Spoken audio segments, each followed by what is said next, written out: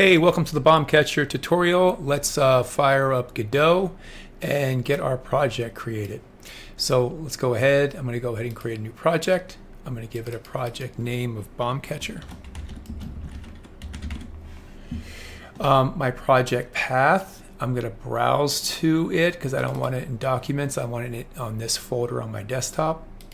Now, if you did the fish tutorial and you managed to star that GD products, you can just click on it right there, and that brings me right into GD projects. You can see the fish tank project, there's my game assets, and now it's going to create a new folder called bomb catcher here.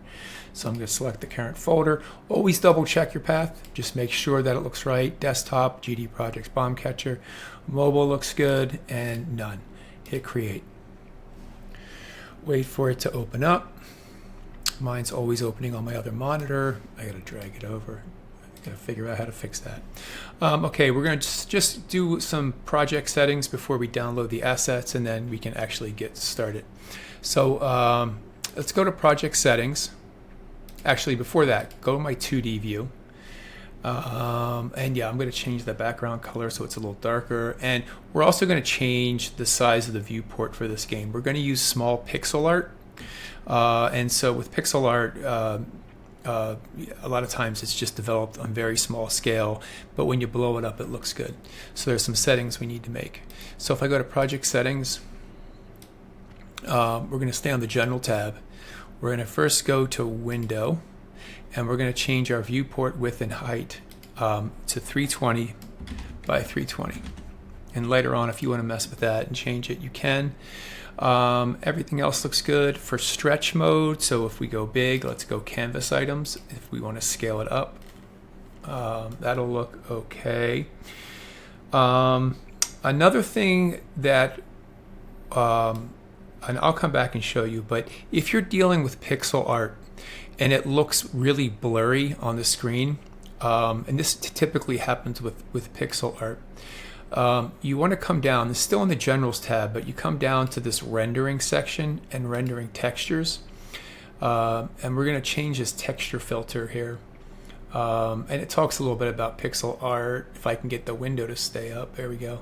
For pixel art aesthetics, they're going to tell you to do something else too, but really for pixel art, if you just change the texture fixture to nearest, when it scales images up, it won't try to smooth them out. It'll just make them look more blocky, and that's what pixel art wants. Okay, so we got that, and that's it for now. I have to change one thing. You don't have to do this, but I'm just going to make my screen my background a little darker again. I wish it would just save this, but maybe that's an editor setting I have to do. Just a little bit darker so it pops a little bit. Okay, that's good enough. And close. Close. There we go. Now, when I first look at it, if you zoom out real quick, that little purple box will change. There you go. So that's the size of our game. I like to zoom in so I can see the x-axis, y-axis, and then I can see that. And we're good to go. That's it for setting up the project. Now we just need to download some assets.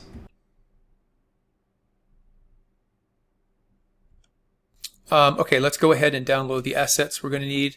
This time we'll be going to my GitHub page right here, which is github.com nerdarmy game assets. Link should be in the description. And we want to grab these Kaboom assets right here. So I'm just going to click on Kaboom assets. And I'm going to go over here and just click on the raw button. And that will download it. I'm going to bring it up in my folder. There we are. We are done with GitHub. Okay, now I can't drag, they're in my zip file, can't bring them over to Godot yet. So what I'm going to need to do is I'm going to go to my game assets folder that we created during Fish Tank, which is my desktop, GD projects, game assets. I'm going to make a new folder here, and I'm going to call it bomb catcher. I'm going to navigate in here, and let's see what the zip file looks like. I should know I made it. Okay, it has an assets folder, and there's my files and such. So I can just drag bomb catcher. I can just drag the whole assets folder, unpack the zip, drag it in here. How's that look? Okay, good. Shows in a different way. List. There we go. Or maybe if it's easier to see, extra large icons. There we go. And so these are the assets. We got some audio. this time, which will be fun. And not a whole lot of assets, 4 different images and 3 different audio files. All right, we are done with the zip. We can get rid of that. We can slide this guy over, and now watch how nice this is. And this is because I pack up my own zips. If we go to our game assets, bomb catcher, so that you can see the word assets, it's probably very small in your video. Since all of my assets are in a folder, I don't need to create a folder here. I can just drag assets to resource, at least I hope I can, let go, and double check. Make sure everything came in. A lot of times when I'm importing, I like to just double click. There's my bomb, a bucket, Mad Bomber, we're not going to use him, wall tile, and then I've got audio. Okay, good. Everything looks good. My assets have been imported. And we are ready to move on and talk about autoloads.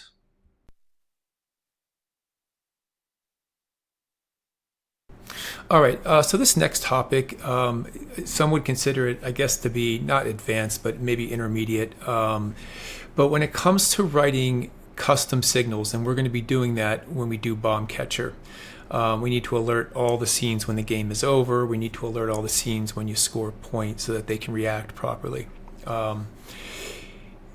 When you first, at least the way I traditionally first started learning Godot, they teach signals one way, and then eventually you run into a tutorial where someone's like, hey, here's the easiest way of handling custom signals. So I'm going to do a little experiment and introduce this very early on, because signals were the one area where I think it can cause a lot of confusion, not in basically how they work, but in connecting and accessing them. It can be a little tricky. So we're going to create what's called an autoload to handle our signals. And the script is very, very short, and it's pretty much easy to understand once you start playing with it. But the concept of an autoload, when we're running a Godot scene, Godot can load one main scene at a time. You can have scenes within scenes, but there's one main scene that's on the screen at any one time.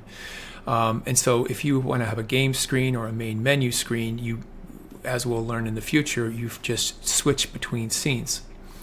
But sometimes you need to keep stuff available all the time. And so an autoload is a script that stays in memory all the time, and it's available from every scene, and any scene can access it. And so it makes dealing with signals very, very easy. And let's just set it up. So for this, what I like to do, here's how I like to stay organized, because it is kind of a different thing. In the file system, in my res, I'm going to right click and hit create new and make a new folder. And I like to, we can call it a lot of things, but I typically like to call it autoloads, because autoloads are kind of special. Again, they stay running all the time, which will make sense when we start changing scenes. But for signals, if you're going to learn signals, this is the way of doing it. It's so much easier. Inside that autoload, so once we have the folder autoloads, right click, and we're going to create a new script. So this is different. We're not making a scene, we're just making a script. Okay, so let's look at the create script. The language is GD script. It inherits node, that's fine. Template, we can check this off. We don't need any template here. Built-in script, nope, we don't need anything, but we are going to need to name it. We don't want to call it new script, but we want it to have a GD extension. So just highlight new script, get rid of that, keep the .gd, and we're going to call this thing the signal manager. Signal manager. So it's going to be saved res, and then hit create. Okay, now when you create this, nothing happens on the screen. It looks like nothing happened, but if you look in your file system, there is a script here. Let's open up that script. Now, the weird thing about this is that we're going to get done doing this in a couple minutes here, and we're not going to have anything to show from it. But I think doing it up front like this, this is when I make a new project. This is one of the first things I do. I go ahead and make my signal manager. I'll eventually make a thing called a game manager and a scene manager, and you have all these different autoloads. But I think learning the signal manager first, and just seeing how it makes things easy. Okay, so here's my signal manager, and we're just going to type a couple lines of code in here. So This is for custom signals. So when we did the fish tank, we used a button signal, that button signal pressed. That's a built-in signal. There's no problem using those. Those are pretty much straightforward and they make sense. But there's times when we need to have one scene tell another scene that something happened. And the best way of doing that, the recommended way, is through use of signals. And so we'll write a custom signal. Well, we're going to need two custom signals in this game. And so to create a signal, use the keyword signal, and then you give your signal a name. So I'm going to call my signal game over. And that's it. We just created a signal, game over. Okay. The other thing I like to do, because if I just leave the signal like this, and I can't even run a scene, there's no scenes to run. There's no scenes to run. I'm gonna get a little debug error that says this signal was never used, and it's annoying. So one way around that, and it's actually a really good method, is for each signal you create, you're going to create a function, and you're going to always name your function. At least I do, like this. I put emit game over. So I put the word emit underscore in front of my signal name. And then we're going to set it up like a function. It's not going to return anything. It's going to be a void. But all the function does is one thing. It takes that game over signal and emits it like that. And that's it. So we define a signal, give it a name. Okay. And then I like to have this function, and you'll see how it's used. It's also nice because if I want to pass parameters, if I want to pass information to with my signal, I can put type validation here, and I just like it better like this. Okay, we're going to need another signal too, but you're going to see that whenever you want to add a signal, this is the structure. So the other signal I'm going to add is going to be called point scored. Now this one will take a parameter. We're going to make a parameter called points. So the way this is going to work is like when you catch a bomb, we're going to emit a signal called points scored, and we're going to pass how many points that bomb was worth. They're all going to be 1 in this game, but in case you ever want to modify it, we're going to pass that as an integer. So points will be an integer like 0, 1, 2, 3, so you get points. But it's not going to, they'll always be void. All these functions will be void. And then all we're going to do is, hold on, that's not what I wanted to do. I did that wrong. Sorry. I got ahead of myself. We define the signal, and then we define the function, and this is where you're going to do. We do emit point scored, and then I'm going to, there, that's what I meant to do. I'm sorry. And so then I'm just going to emit the signal, point scored dot emit, and then just pass the points along like that. So the function is just guaranteeing that, hey, when you try to emit this signal, it's going to just validate that you've got your parameters correct. So you can't pass it like a float, and you couldn't pass it a string. You have to pass it an integer, or it's going to throw an error. And that's it. That's our auto load, and that will stay in memory. And I'll show you that when we're doing some testing of our scenes, how that works. But that's it. We're done with the auto load. We can save that, and we'll come back to it, and we'll see how it's going to work. But at least we have it set up. Okay.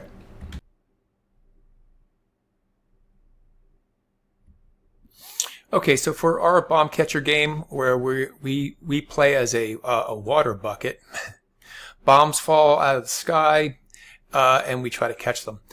So there's 3 scenes that we're gonna code up here. There's going to be our bucket scene, which is our player, which we'll control with a keyboard. There's this single bomb scene. And what we're going to learn in this tutorial is how through code to keep creating bombs. In the fish tank one, we just place the fish, and we could instantiate using the interface, but we're going to let our script make bombs. A really important aspect of game development. Think about bullets and stuff. Same idea here. We're just going to be dropping bombs in the sky. And then our main scene. So we're going to create the main scene first, which is basically just going to be it's going to be very similar to our fish tank. It's going to have a color rect for this blue thing. Well, let's just get building it, right? Okay, sounds good. All right, so let's go ahead and create a new scene. So we're ready to go here in the top right. Here's my auto. We can just ignore that. We don't have to worry about that signal right now. In fact, I'm going to go to my scripts here, right click, and I'm just going to close it down and go to 2D view. I guess I could have just gone to 2D view. Okay. Let's create our main scene here. So let's go to other node, and this is going to be very similar to fish tank. We're going to use just a plain old node.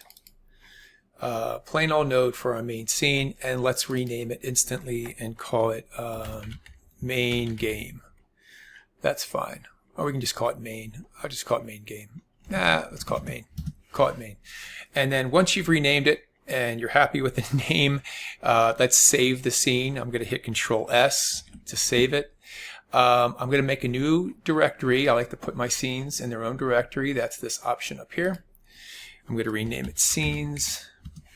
And I'm now in the scenes folder. I'm going to call it main.tscene, hit save. Okay, now that's done. And so I can see that in my file system. There it is. Good.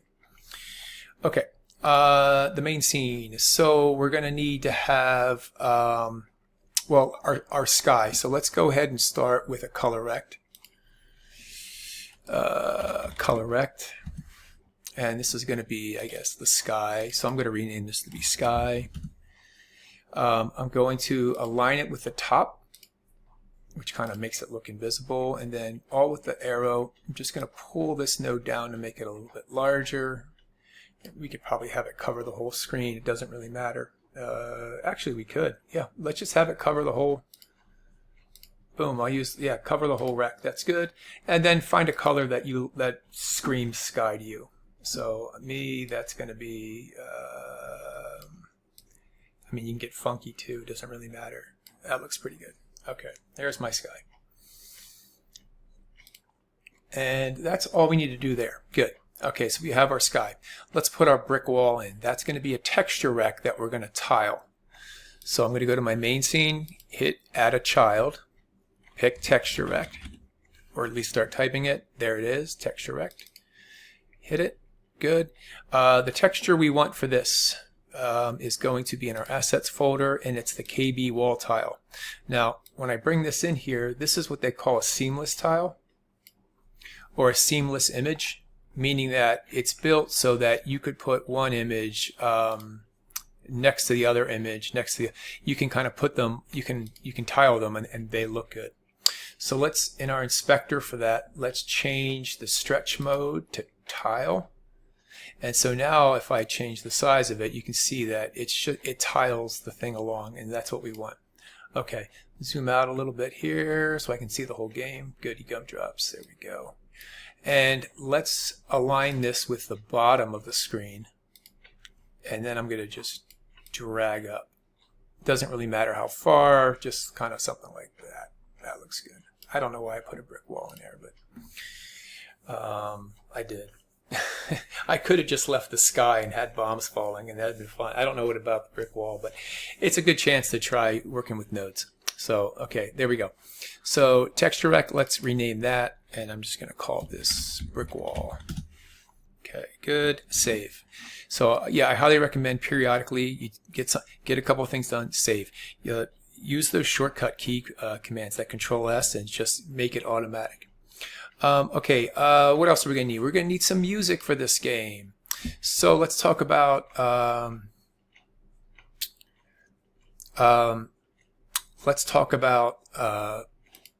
to get sound in. So for this, the node we're going to need here, I'm adding a child scene to my main, and you're going to do a search for audio stream player. Now, okay. So when you come in here, there's three different nodes. There's this audio stream player, which is what we're going to use. There's an audio stream player 2D. We'll use that too, but we'll use that for when you catch a bomb. What that does is it gives you stereo sound. Like you can tell, like if I catch the bomb on the right side of the screen, I can put the sound in the right headphone. Or if I catch it on the left side, it's positional. So you can kind of put that position in space. It's really obvious when you're in 3D. So obviously Audio Stream Player 3D is for three-dimensional games, but for something like music, I don't want, I just want it in stereo. I just want it normally playing through the speakers. So since this is going to represent the song that plays and it's going to get on your nerves quick, let's pick audio, like this audio stream player. And let's rename that to be music. and let's get the music playing, because this is pretty, it's nice when things come together easy. So if you go in the audio, all of these assets, the music, and I created all of them, so you're free to use them. It's got it's an MIT license. Create it. I don't care what you do with it. It's the CC Song 1, but click on it, and then we're going to go to this import tab. I think you got to double click on it. Okay, double click. What you want to do here with audio, especially if you want it to loop, we want our song to loop. So it doesn't always do this. So when you're dealing with audio, it's really the only time I've had to worry about the import. You come in here and just click on for a loop. Make sure it's going to loop just that song. The other ones won't. And then click re-import. And that just set it up so our song will loop.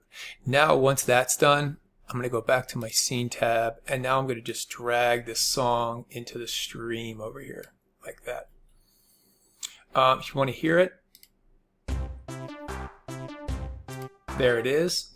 If you want to control the volume of it, if it's too loud, which I'm going to do for our sanity, I'm going to reduce it by 20 decibels. Let's hear it. That might be a little too quiet. Let me bring it up to like -10. I don't know how loud that is in this. Hopefully it's not too loud. Actually, I'll bring it down just a little bit more. 15. Hopefully, I don't know. I can hear it. Hopefully you can hear it. Okay. And then you can play with things like the pitch scale. So if you are playing, let's make sure it loops. Yeah, it's looping. So you got this pitch scale. That would be fun to do as an animation player. Speed it up. Slow it down. Yeah, I know. You can probably get lost in this thing. Autoplay, that's good for music. Since we want our game to automatically play and we don't want to have to do script, you can also start it from script. But for this, let's just click autoplay. And that's all I'm going to talk about there. Let's check off the playing. And let's save it. And let's run it. Let's run. Since this is going to be the main scene, obviously, of our game, I'm going to hit the run button. It's going to ask me it's going to tell me that I haven't defined a main scene. I'm going to hit select current to make this the main scene. And there we go. We got sound already. That was quick, huh? Yeah, audio is pretty easy. Well, at first, and then it can get complicated. Okay, so we're done. I'm just going to hide the assets here. I don't think we need any more. So we have the music. We're also going to need, for game over, we're going to add another one of these. So we're going to add another audio stream player. So let's go ahead and add a child, add another one. Since it's the game over sound, it's not really directional. I'm just going to have that play normal. So I'm going to use an audio stream player. I promise when we catch the bombs, though, we'll do that with 2D. You can hear it best with headphones. And this is going to be, I'm going to call it game over sound. Game over sound. And we're going to use for that is audio fail. This fail MP3, fail 01 MP3. And we're not going to loop it, so I typically don't import it. I just bring it over. It's only on the looping ones. You want to make sure it's tagged as looping. You can hit playing here to test it. And then do some volume corrections. I'll bring that down to like -8 dB. Just hear that. All right, that's better. Okay, that's just a one-time sound. Okay, autoplay, no, we're only going to play that when a bomb hits the ground, and everything else is fine. Okay, so we're not going to use these right away, but it sounds easy enough to just get in there, especially if you have it. The hardest part of sound is either making it or finding stuff you like. So we'll do some stuff with beatbox, and you can make your own sound. I think that's the most rewarding. Okay, we need a label for the score. So let's go to our main. Let's add a label. Okay, there's a label there. For the time being, I'm just going to pad it with 8s. I'm going to keep 4 numbers up at a time. That looks good. 8s. And now I'm going to add label settings. Click on label settings again. I'm going to get the font size to look pretty good. I'm not going to worry about a custom font yet. Let's try 32. That looks good. I'm okay with the white. I think I'm okay with the white color if I give it an outline, but I have to give it a dark outline. So let me give it a dark blue outline. Turn down the green, turn down the red, and then to get it darker, just shade down. We'll go with that, see how that looks, and then bump up the size. Maybe 8, like that. It looks a little, I know it looks a little janky when you're looking at it like this, but when you run it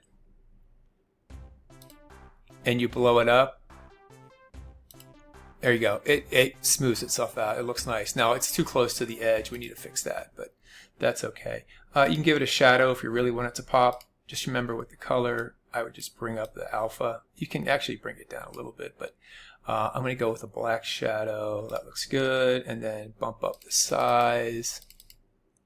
And that should pop. And then I'm going to use my move tool and just move this to a better spot. I mean, we can actually center it dead on if we want. We could go like this. We could take that label and put it right across the top, like that. And then just make sure in our inspector that our horizontal alignment is centered and our top is centered. And yeah, that looks good. That's better. Okay. I'm going to leave it just like that. But it doesn't really matter where you put it. It's just a score. All right, save. All right, is there anything else we can do? No, I think that's good. Let's just attach a script to our main. So click on main, attach a script. GD script, node, no default is fine, scenes, main, that all looks good, and hit create. We're not going to do anything with the script right now. It's just nice to have it there. Hit Control S, save one more time, and let's move on to let's do the bucket next.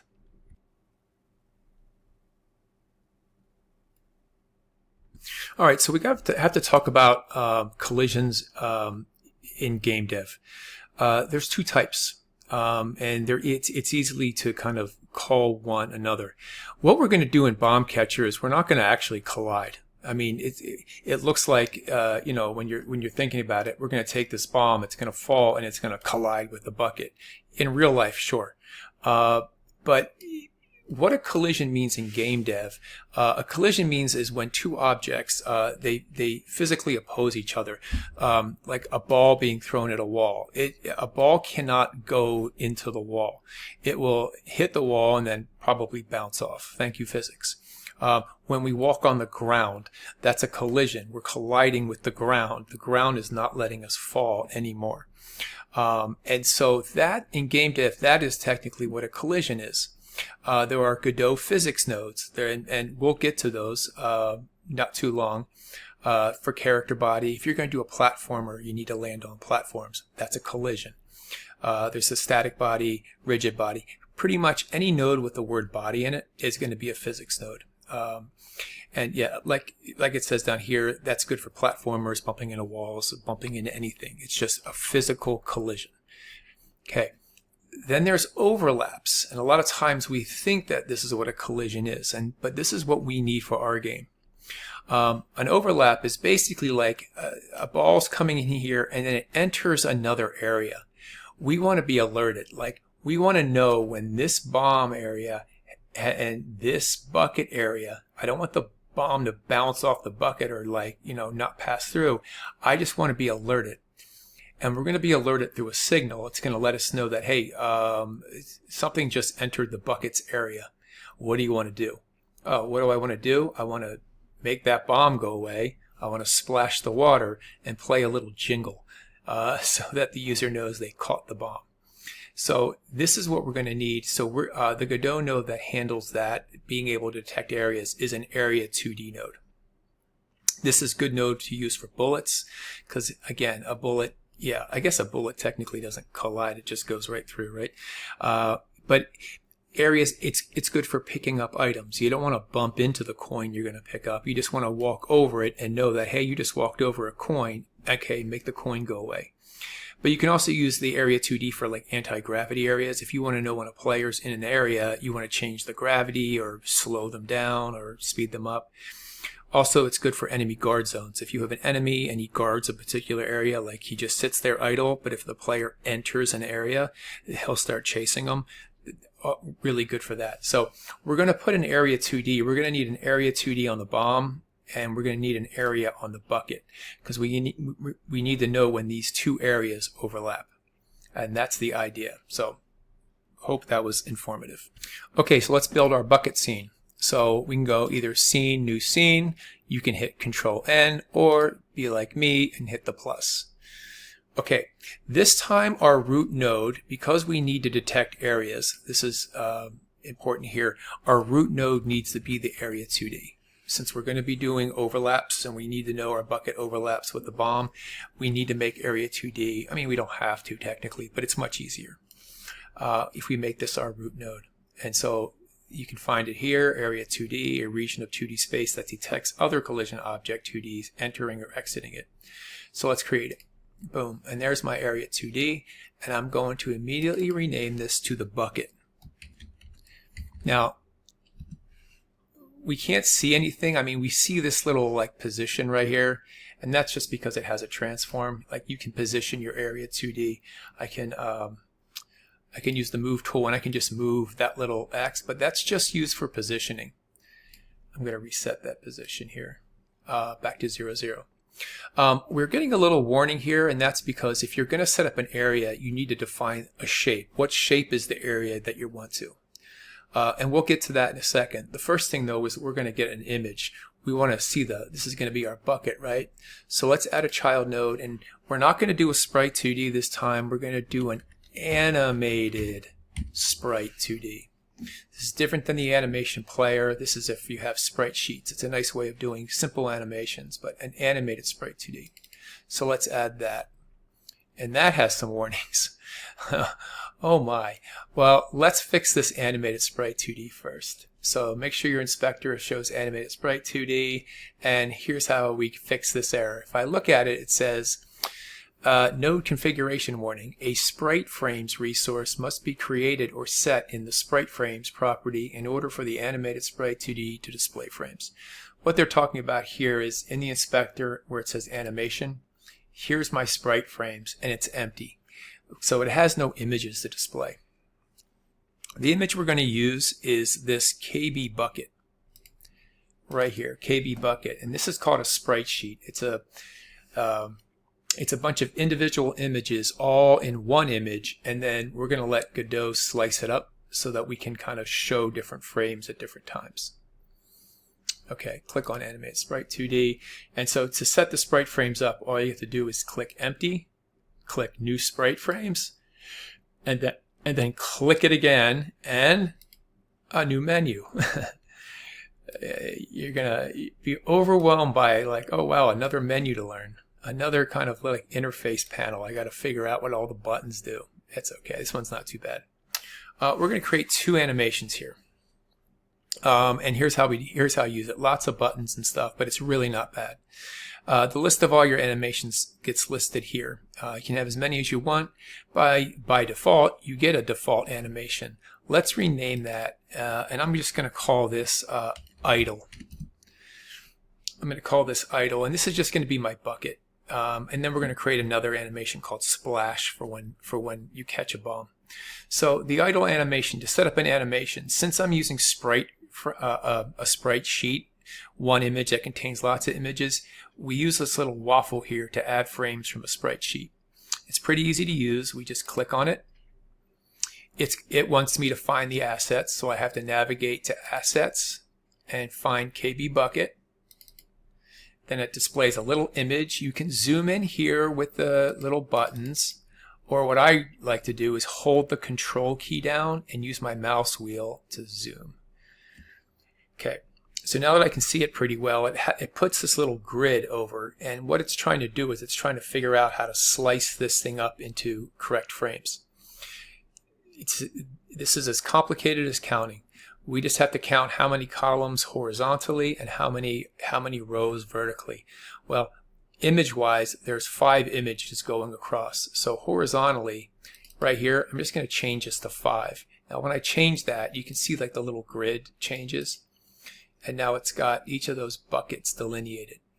And then vertical, how many images are vertical? Well, just 1 image is vertical. So I'm going to change that to 1, and it should look like that. Now my idle animation is just this first bucket. It's really not even an animation. It's just a sprite. But I'm just going to add that, and it shows it there. Okay, some other things we need to be aware of. Okay, we want this to be the default animation. When the game first loads, we want it to just be showing the idle, just the bucket. So I'm going to click this autoplay on load. We don't have to loop this because it's just a single frame. And the frames per second, since it's just a single frame, we don't have to worry about that either. It's just an image. So everything else we can kind of ignore. And we're done. There's our first animation. To create the splash animation for when we catch a bomb, and I'm going to zoom in on my image here so we can actually play it. Okay, there's my bomb. There's my bucket, sorry. I'm going to hit add animation right here. It adds a new animation. I don't know why it doesn't give me a prompt. I'm going to double click on that and rename this to splash. And then I'm going to repeat that process, except this time I'm going to select a bunch of frames. So I'm going to click the waffle. I'm going to pick KB bucket. I'm going to zoom again. Now this time it remembered it, so it has 5:1. It has it all cut up good. So the animation we want is, we don't want this first picture. We just need to have the last, and we're actually going to grab that one. The reason why we're going to grab that last one is this animation's also not going to loop. I'm going to turn looping off. So when it plays, it's going to play the splash, and then it's going to land on that last frame, so I don't have to worry about switching back to the idle animation. It's just going to land on that last frame, and that's what it's going to look like. Now, you may want to keep it looping to get the speed right. Like, I'm going to loop this and just see, does that splash look quick enough? I think it needs to be a little faster, so I'm going to increase the frames per second until I kind of get the splash. And this is something you might need to come back to, but I kind of want a quick splash, maybe 10 frames. I'll go with 12 frames per second, just something like that, just so I can see. I know it's not a great animation. I made it really quick. Okay, that's good. We can stop that animation, go back to idle. So you can sit here and you can test them. So, oh, don't forget to turn off looping. We want it to just play once. Sorry, my dogs are being crazy. Okay, so yeah, make sure that's not looping. Hit play, and it ends like that. That might be too fast, actually. Be back at the 10. Yeah, that looks better. And again, I can come back and change it. All right, let's save that. Oh, I didn't save my scene yet? I didn't save the bucket scene? Oh, shame on me. Well, we got to save the bucket scene. So make sure you're in scenes. Make sure, yep, I renamed the node and hit save. Okay, good. Totally forgot about that. All right, I'm going to leave that as animated sprite 2D. Okay, so all the warnings are gone there. That's good. I've got that cleaned up. But we still have a warning here, and this is because it wants to add a collision shape 2D or a collision polygon. So let's add a collision shape. So pick your bucket, and we're going to add a collision shape 2D, like right here. And if you hover it over it, it says a node that provides a shape to a collision object parent. So an area 2D will detect a collision, but it needs to know in what area is that collision. And that's what the collision shape defines. So we're going to add that as a child of bucket. And now this has a warning. A shape must be provided. Well, that makes sense. And so in the inspector on my shape, you're going to get a lot of crazy options. The most popular ones that we'll use a lot are the circle, the rectangle, and the capsule. For this, let's just make it rectangular. So I'm going to click rectangular shape, and you immediately see like this translucent little green kind of thing. When the game runs, you won't see it, but this is the area that will cause the collision. If I go here, we can make this really big. So if I want to make the game super easy, I can make a collision shape like this, and anytime a bomb hits this area, it's going to be considered to be caught because the bomb's going to enter this area. But you don't want to do that. Typically, you kind of want to take it, you can zoom it in, and you just try to size up your object. So I'm just going to surround my bucket like that. If you want to make it harder, you make the collision shape smaller. Because the collision shape is what we collide with, not the picture, not the image. We collide with this. This is what the collision is going to be done. All the warnings are gone. Let's save. Yay. Very good. All right. We're going to do one more, and that's the sound that gets played. And this sound, I kind of went back and forth. We could have put the sound for when you catch a bomb on the main scene. That would have been fine. But I'm just thinking when the bucket catches a bomb, it celebrates. So I don't know. Like if this was a player instead, like a player character, and he went woohoo or something, like the player should make the sound. So I figured the bucket has a mouth and it can go woohoo. So let's add, we're going to make a two-dimensional sound here though. So let's add a node, and this time we're going to add an audio stream player 2D.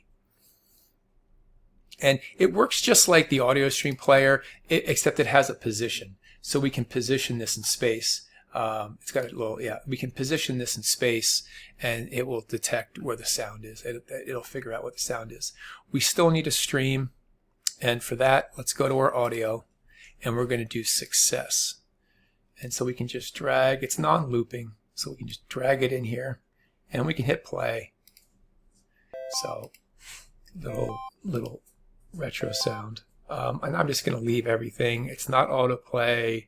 If you don't like the sound, you could pitch it up if you want it to be a little whatever, or if you're really kind of demented, you can, but I don't know. I told myself I was going to go quick through these tutorials, but I'm not. Okay, that's it. Let's just run the scene. F6 to run the scene, and nothing much is happening. Okay, good. Let's add a script to our bucket. Okay, so a bucket, I added a script, GD script, area 2D, because that's my root node. Yep, we're going to just add additional functionality. We can put the template on here, that's fine. No built-in script, scenes, bucket, that looks good. Hit create. Okay, let me close this output down, and we can actually code the movement of the bucket. We can try to get our user input. We're going to use the keyboard. And we're going to set the keyboard up, so that's new. And we're just going to be able to move the bucket left and right. So let's get going. The first step is we need to get input from the user. And we get that from the project manager, or the project settings, sorry. Project settings. But it's not in that general tab. It's going to be in the tab right next to it called input map. And the first thing we want to do is we're going to come up with human being names. We're going to come up with our own names for, moving left, moving right. That's all there is in this game. There's no shooting, moving up, moving down. It's just left or right. So we just need two keys. And we have to name two actions. And then we'll use these names in our script.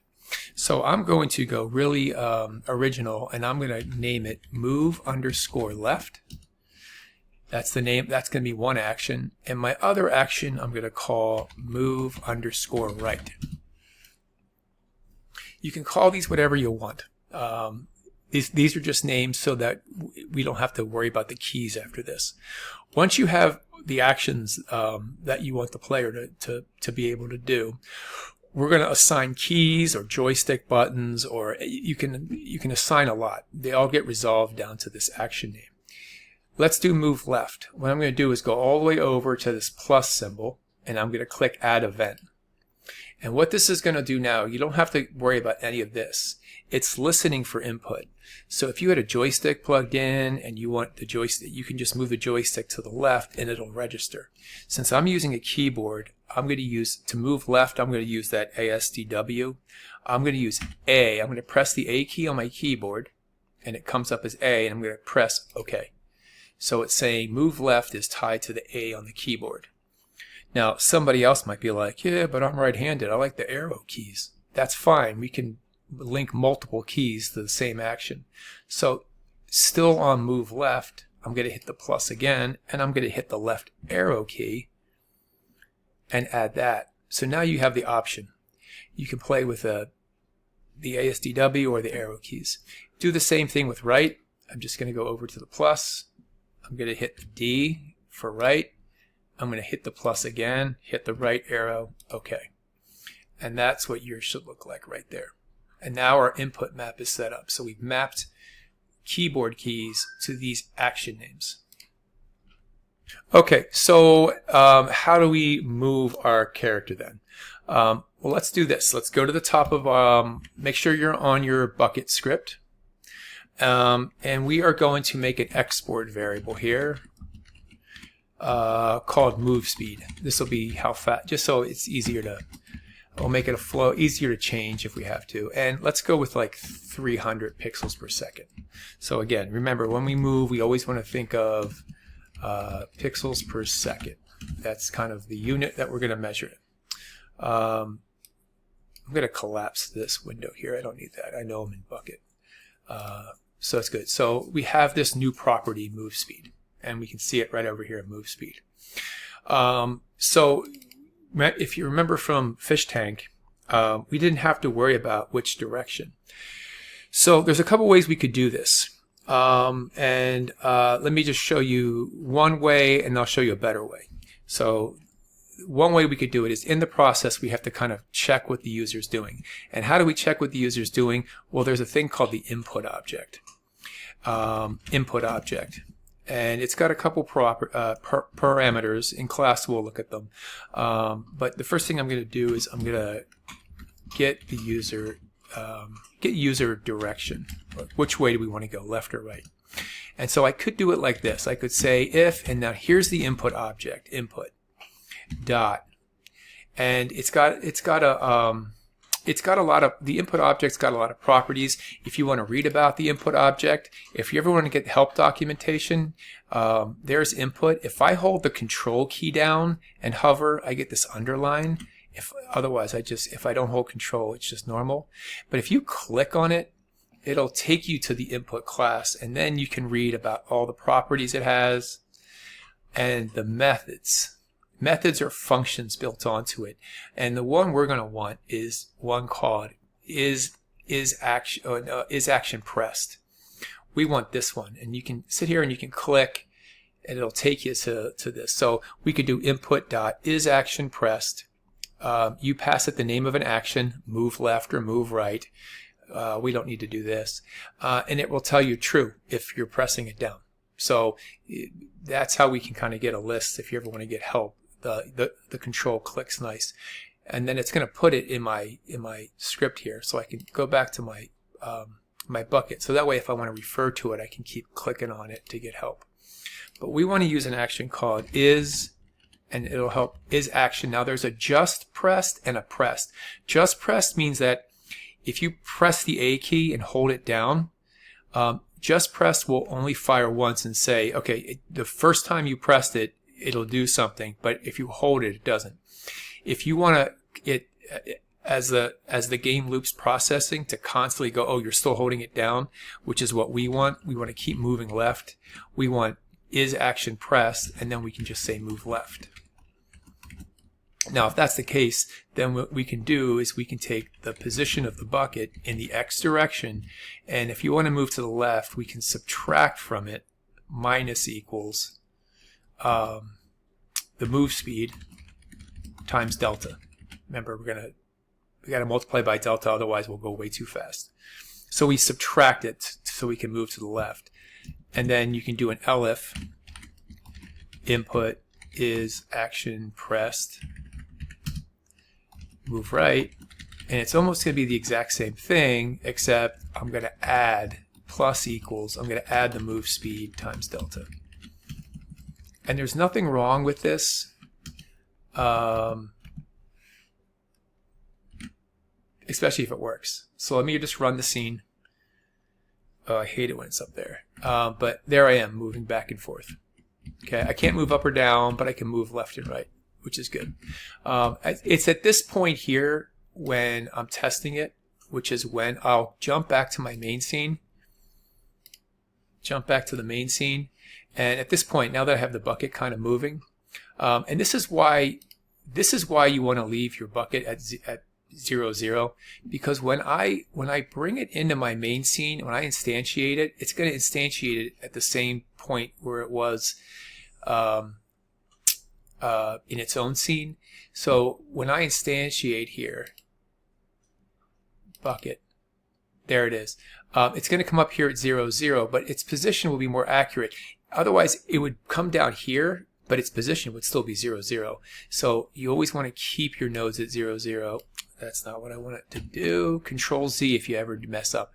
I want to select my bucket with the move tool, and now I can just kind of figure out where you want the bucket. I'll put it down here for now. It's good enough. And now this way, I can still edit my bucket. I can still go to my script, but now I can just run the project, and it's just easier to test things out here, and that looks good. All right, so I got movement. Now there is a problem. I can move way off the left, and I can move way off the right, and we can't have that. So what we're going to do is we're gonna wrap the player. We could either clamp or wrap. I'll show you both real quick, but before that I want to show you a better way of doing player movement so that when we have to do forward direction movement, you're ready for it. I think that sound's going to get horrible. Where's my main scene? We gotta let's take that music and is there a mute? Let's I'm going to forget this. Let's just turn it down more because that's driving me nuts. I'm just going to turn it down. You can, if you're okay annoying yourself, you can keep yours wherever you want. Okay, so I said this is one way of doing it. Okay, there is another way of doing it, and I'm just going to comment this out real quick, and I'm going to push it way down off the page, and so we're going to look at it like this, and it's just going to look like this. I'm going to make a variable called direction. And that is going to be a float, and it's going to be equal to input dot get axis. Now it's going to want me to type some parameters. The first one it wants, here's how get axis, I'm going to explain this whole thing. It wants the negative action. In other words, which direction moves towards the negative side? Well, that would be to the left. That's the negative side. So that's move left. And then I'm going to do a comma. It needs two parameters. The other one is the positive action. That's move right. So the way get axis works is, let's do this. Where's my bucket? I am on my bucket scene, right? Script, right? Yes. Oof, I got scared.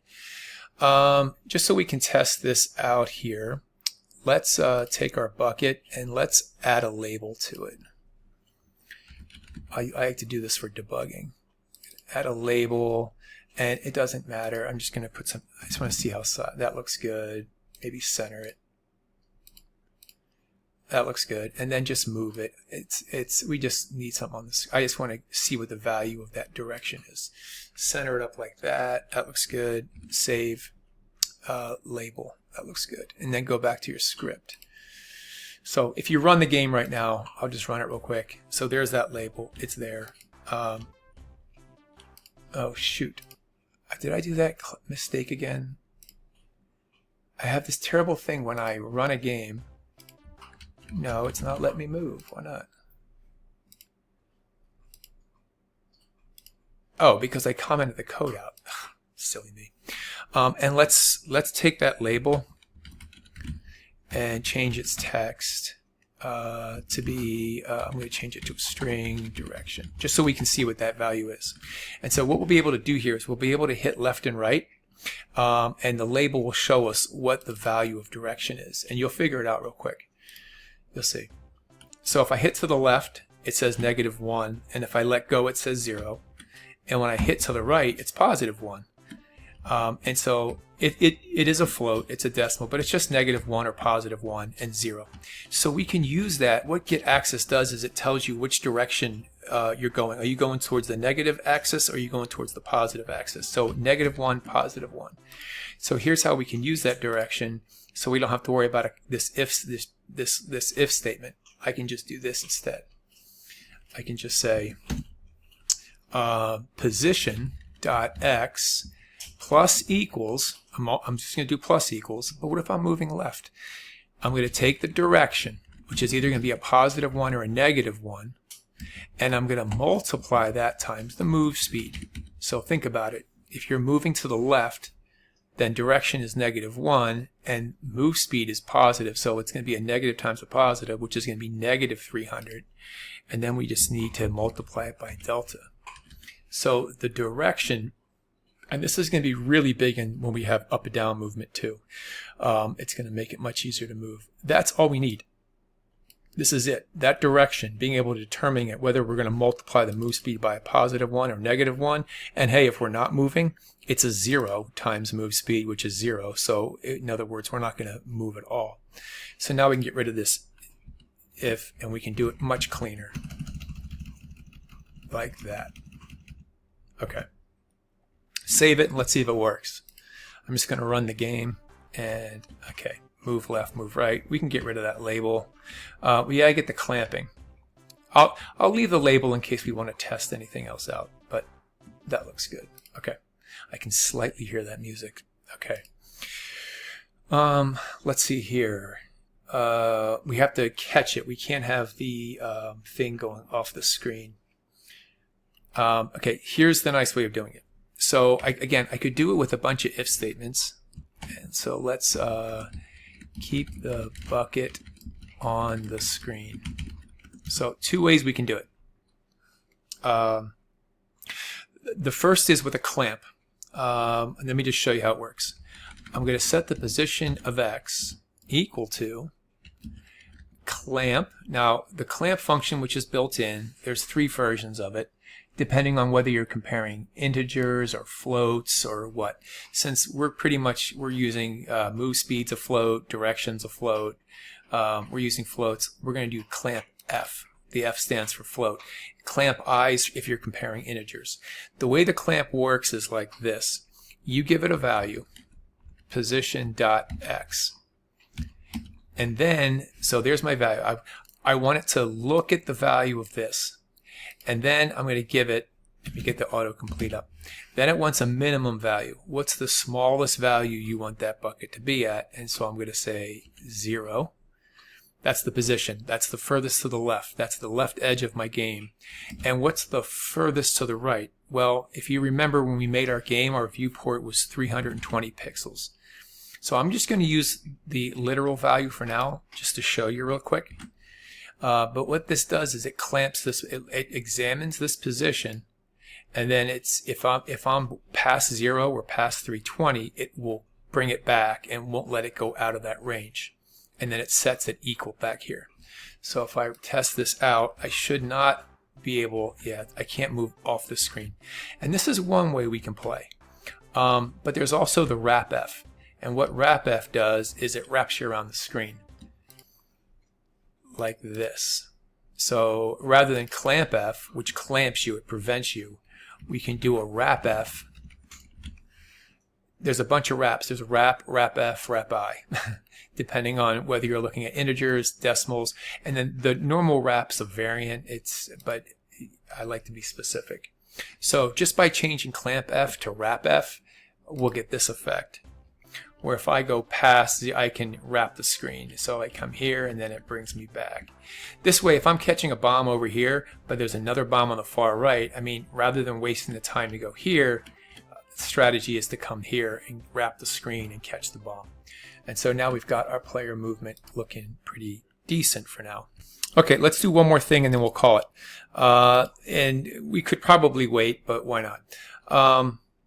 Let's make a function. I want to write a function, since this is our bucket, I want to write a function called splash for when we catch a bomb, and just describe what happens when we catch a bomb.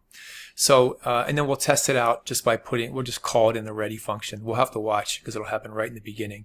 But the way I want splash to work is we're going to take our we have to take our animated sprite 2D and play that animation we created earlier. So we're going to need access to this. So I'm going to click, hold Control, and let go. Rather than using, I know I'm using that label, that $sign notation, but this is really a better way to using an onReady with a variable to capture that $sign notation so that it's not scattered throughout your code. And now we can just refer to animated sprite as animated sprite 2D like this. So what I want to do is take that animated, why isn't it doing autocomplete? Come on.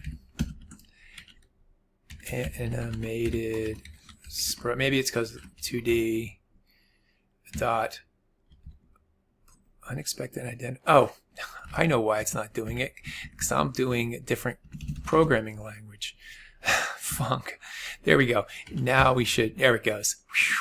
It couldn't get over that. Animated sprite 2D, play, and then just the name of, we're going to do splash. We're going to play splash. So whenever we want to splash, we're going to play that. But we also need to play that sound. Oh, I didn't do this earlier. This audio stream player 2D, let's rename that something, I don't know. I'll call it the splash sound. Even though it's not a splash sound, it is, whatever it is. We're going to need to play that. So let's also grab that node, hold control and drag and let go so we have access to the splash sound. And we're going to take our splash sound and we are going to play it. But this is a positional sound. So what we're going to do, since this is this splash sound is an audio stream player 2D, it needs to know where in the two-dimensional space it's playing it. So the easiest way is just to copy the bucket's position. Wherever the bucket is, play the sound from that position on the screen. So I'll just, before I play it, I'll just say that the splash sound dot position is equal to position. Since I'm coding on the bucket, it's wherever the bucket's located, so I don't need to put anything in front of that position since that's my root node. So splash sound position equals position, splash sound play, and it should play from that side of the screen when I catch a bomb. Now unfortunately there's no bombs to catch, and we're not even calling splash, so we're not even going to hear it. But maybe we can test it right here. So in the ready function, take out that pass and let's just call splash. Let's see if you're going to have to listen right away at the beginning and watch to see the animation because it's going to happen quick. Okay, I saw it. And so it's playing it. So that splash is good. All right, let's get rid of that ready function splash. Just put pass in for now. And we're good to go. Okay, that is it. At least that's all we can do for now with the bucket code. We can actually code it quite a bit. Although technically we don't need this ready function, but we're going to need it later. The process function, I'm just going to go through everything so you can see it. And then the splash function. Oh, it's not that long. I just have a lot of stuff at the end. It's only 25 lines long. But I can't get it all on the screen, can I? Close. It extends area 2D and then right there. So if you want to pause your screen to make sure if you have any bugs and stuff. Okay, that's it for this one.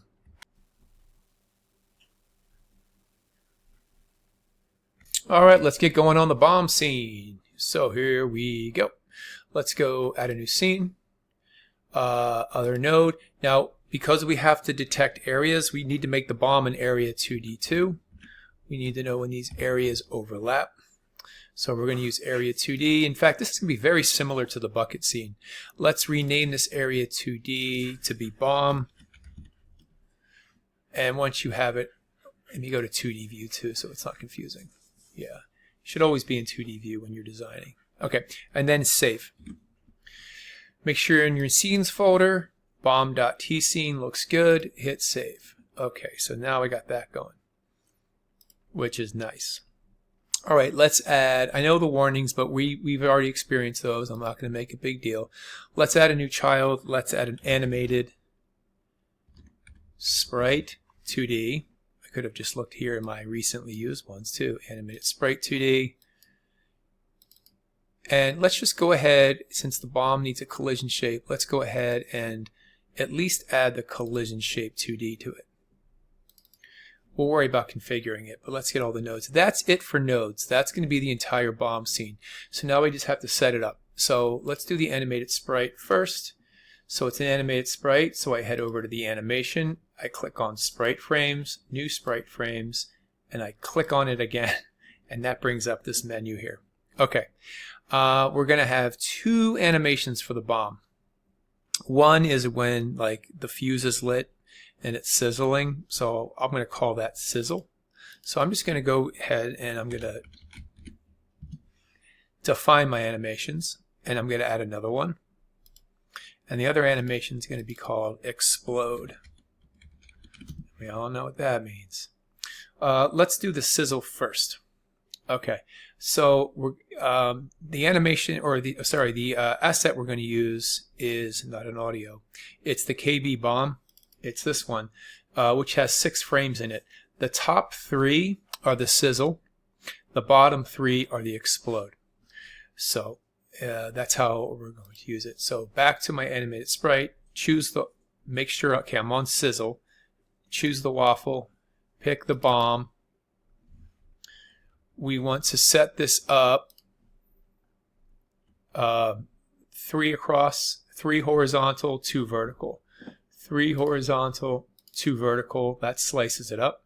Our sizzle is going to be the top 3, so you can either just click individually, and then if you make a mistake, you just click to unselect, or you can just click, hold, and drag 0, 1, 2, and add 3 frames. Let me zoom in on this and let's see what that looks like. This is going to be looping. It's going to loop. It's going to continue. To get the frames per second, I kind of like to play it and then just look and then get it to be about what I want. 8 frames per second or 6. It can be a little slow. Maybe slow is better. I'll go with 6. You go with whatever you like.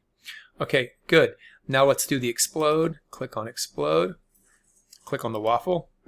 Click on KB bomb again. I'm going to zoom in with my control and mouse wheel, and now just select the bottom 3. Add 3 frames. Now here's the interesting thing here is this is not looping. When the bomb, I don't want the bomb to explode, explode, explode, right? It's going to go once, so I'm going to click off the repeat, which means I got to get the frames right, and I think 6 would be okay. We can, if it looks too slow in the game, we can come back. But that looks good. And then the only other thing I want to do is on the sizzle, I want that to auto play on load, so we don't have to start it manually. It'll just automatically start this animation, but we'll have to trigger the explode, but that's okay. All right, animated sprite 2D is set up. Let's save that. And now we can set up the collision shape. So I just want to cover the bomb, not the sizzle, the bomb. So I'm going to choose for my collision shape. I'm going to go here. For the shape, I'm going to pick a circle. And once I have that circle, I'm going to fit it to that. So it helps to have the normal select. We can make it small. And then if you need to drag it, we can drag it and get it so that it covers the bomb. Now, I always think about collision shapes like, you know, if I make it really big, since the player is trying to catch these, it's going to be way easier to catch because all I got to do is get to this area. But it's also going to hit the ground sooner because it's when the collision shape hits the ground. If I make it really small, it's hard on the player because they have to make sure their bucket is on that little thing. So it's a little balanced, but the more you do. But I'm just going to make it fit the whole entire bomb, and that looks good, and I'm going to save it, and that's it. We are done designing. We have all the elements of our bomb. Now we just need to get it to work. And there's really not a lot to it. Our bombs just fall down. And when they get to the ground, it's game over. So that's kind of like, that's the behavior of a bomb. It's going to fall until it hits the bottom of the screen. And then we have to admit and let everybody know that the game just ended. So we'll have to figure out what happens there. So, all right. So let's go to our bomb and attach a script. GD script, area 2D, template, no defaults fine, scenes bomb, good, create. Okay. So I'm going to go to the top. Since our bomb is going to be moving, I'm going to define as an export. Am I going to do as an export? No, because we're actually going to let our main game decide the bomb speed. I'll show you. We're just going to do a regular variable move speed here. We're not going to do it as an export because we want the game to decide how fast the bombs fall, not the bomb, because we could have lots of bombs. We're going to do us a float, and let's just do, just so it's easy to test, I'll do 40 frames per second. So that's, again, or frames, pixels per second. And I'm going to keep doing that so it gets ingrained in your brain. Okay, so we have a move speed. That's good. Yeah, but you're not ready to do anything there. Let's get it to fall. So, okay, so this is easy because it just goes down. So all we need to do here is we don't have to worry about the direction. Since it's going to go down and the y-axis becomes more positive, all we need to do here is we're going to change the y. Let me put a comment here. Move the bomb. So we're going to take the bomb's or the area 2D's position in the y direction, and we're going to add to it the move speed times delta. Why I spelled position. There we go. I can spell. There we go. Okay. Sounds good. And then we got to do something if it hits the bottom of the screen. Let's just test this. Let me see what my scene looks like. In fact, to make it easier to test, let's go to our main scene. Let's click on main and let's instantiate a bomb. Let's get a bomb, use my move tool, and I'm just going to move it over here for now. And we can use that to test. So when I test it, I'm just going to see it. There it goes. It falls down. And then kersplash. We catch it. Okay. That looks good. But now we have to trigger something, what happens when it explodes. And so we're kind of entering into this realm of chicken before the egg. So let's do this. Let's check, has the bomb hit the ground? So I'm going to do some hard coding first, and then we're going to fix it.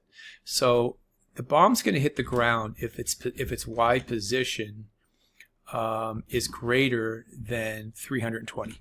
Again, if I go to my project settings, general window, the height is 320, the width is 320. So I'm hard coding it or using a literal. I don't like that, but just for testing, I'm going to print here, game over. And not only that, I'm going to destroy the bomb. So if it's greater than 320, I'm just going to print game over, and then I'm going to go ahead and I'm going to queue free this bomb. I'm just going to get rid of the bomb.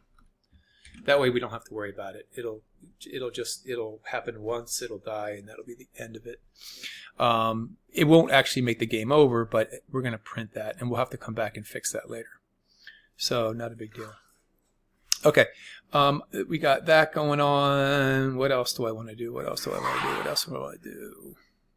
Okay, so the way the game's going to work is that once one bomb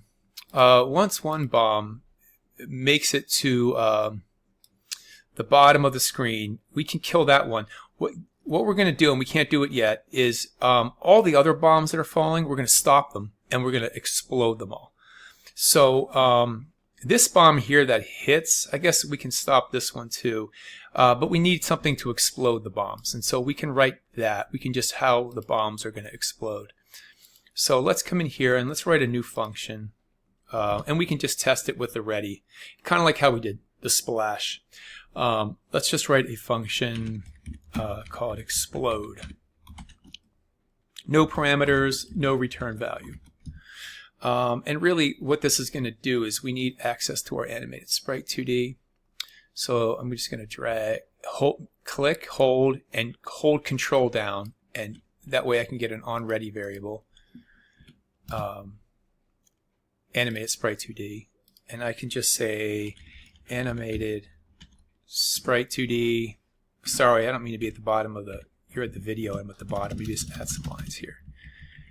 So animated sprite 2D dot play, and we're going to play explode. It should automatically play the sizzle. So when it explodes, it's going to play that. Now here's the thing: when a bomb explodes,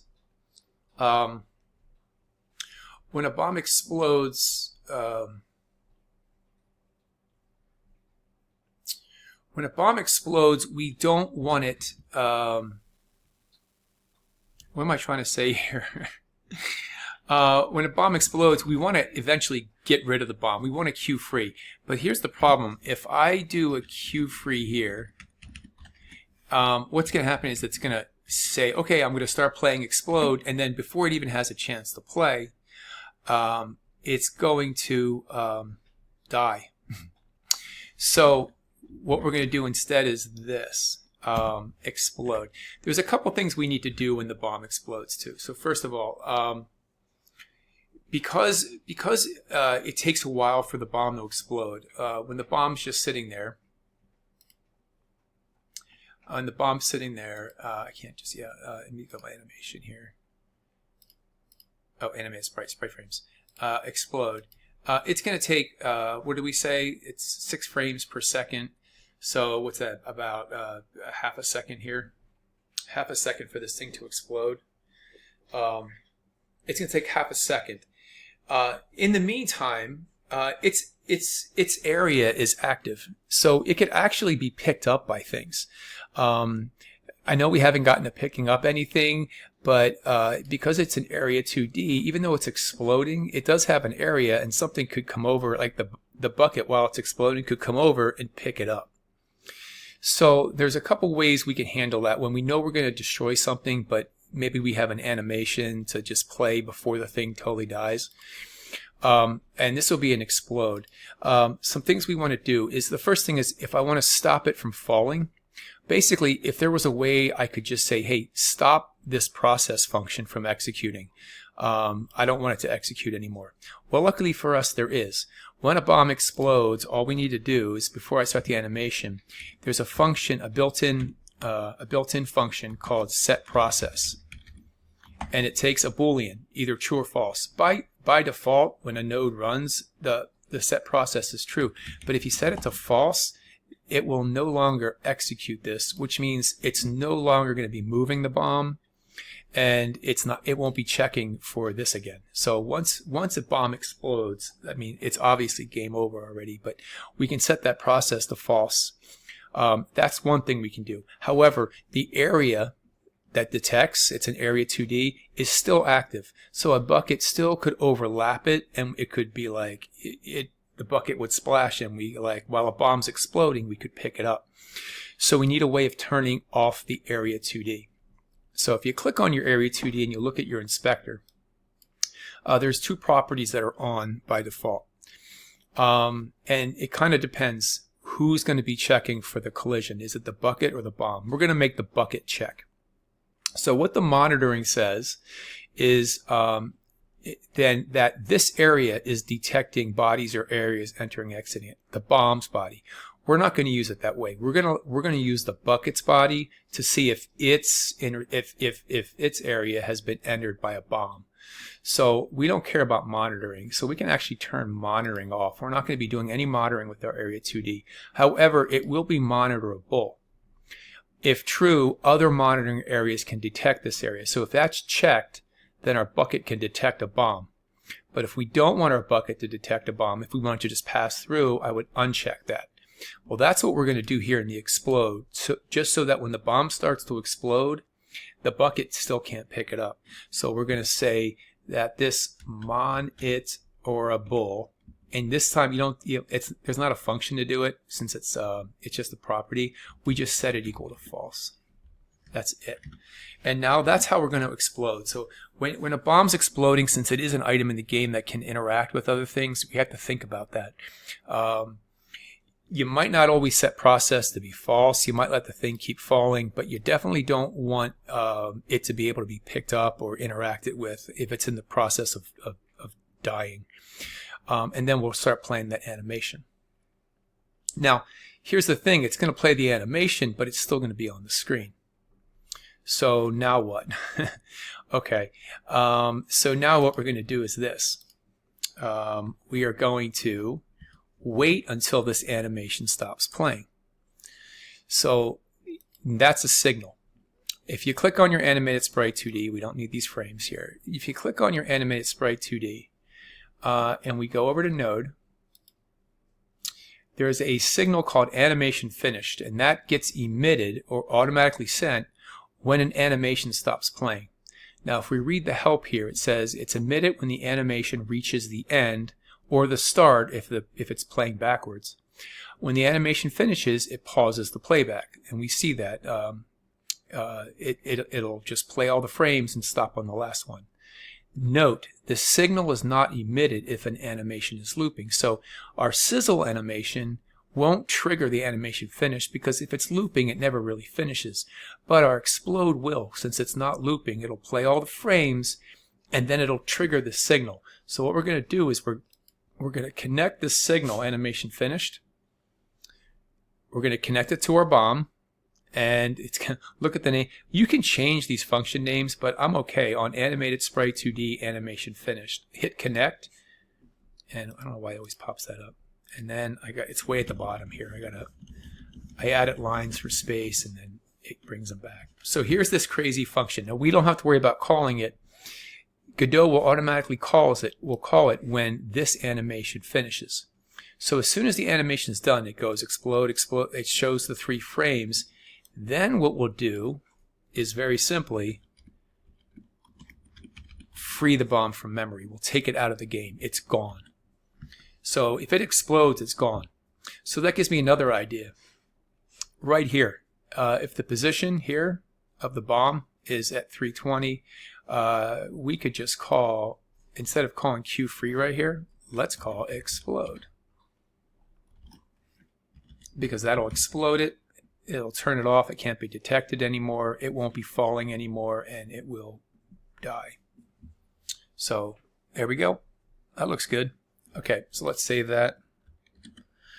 And let's test it. But the problem with testing it is that well, let's just see what happens. Let's run it. So there's the bomb falling. Let's see, when it hits it, it's going to be kind of off the screen. And, ooh. We saw it explode, and it's gone. Now I want to check it one more time. I'm going to stop this.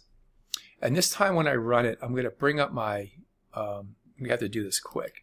Run. I'm going to hit the remote so I can see the live game. There's the bomb falling. I just want to make sure it gets erased here. Yep, it did. It got destroyed. So once it hits the bottom, the Q free is working, and it's being taken out of the game.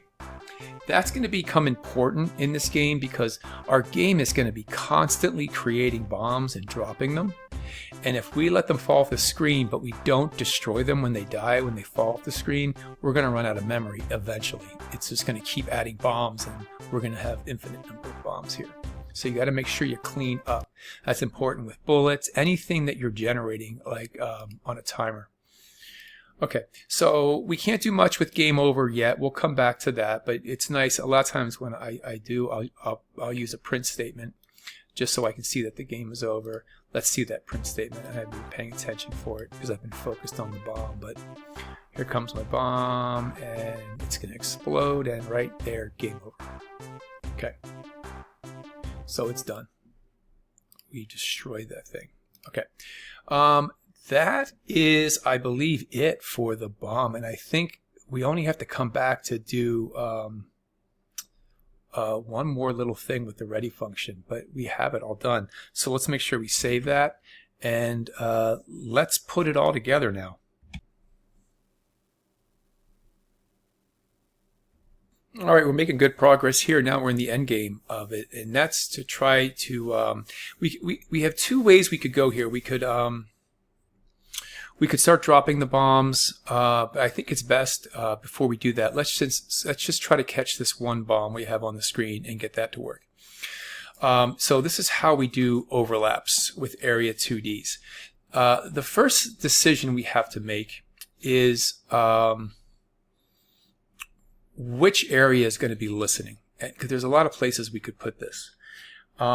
To me, it makes the most sense for the bucket to detect it, since that's the bucket's function. The bucket, I want to use the bucket's area 2D to see if a bomb has entered it. You could do it from the bomb side too, but I think since we only have one bucket, just doing it from there, it's not like it's any harder. It's the same. The code will look almost the same. It's but I think it just makes the most logical sense. It's a function of the bucket to catch the bomb. So that's why I'm going to do it there. And I'm going to do it right here in the bucket scene. So let's go to our bucket scene. And we're going to have to use a signal here for this. So click on your area 2D, your bucket, your root node, and make sure you're over here in your inspector, you have node selected and you have the signals.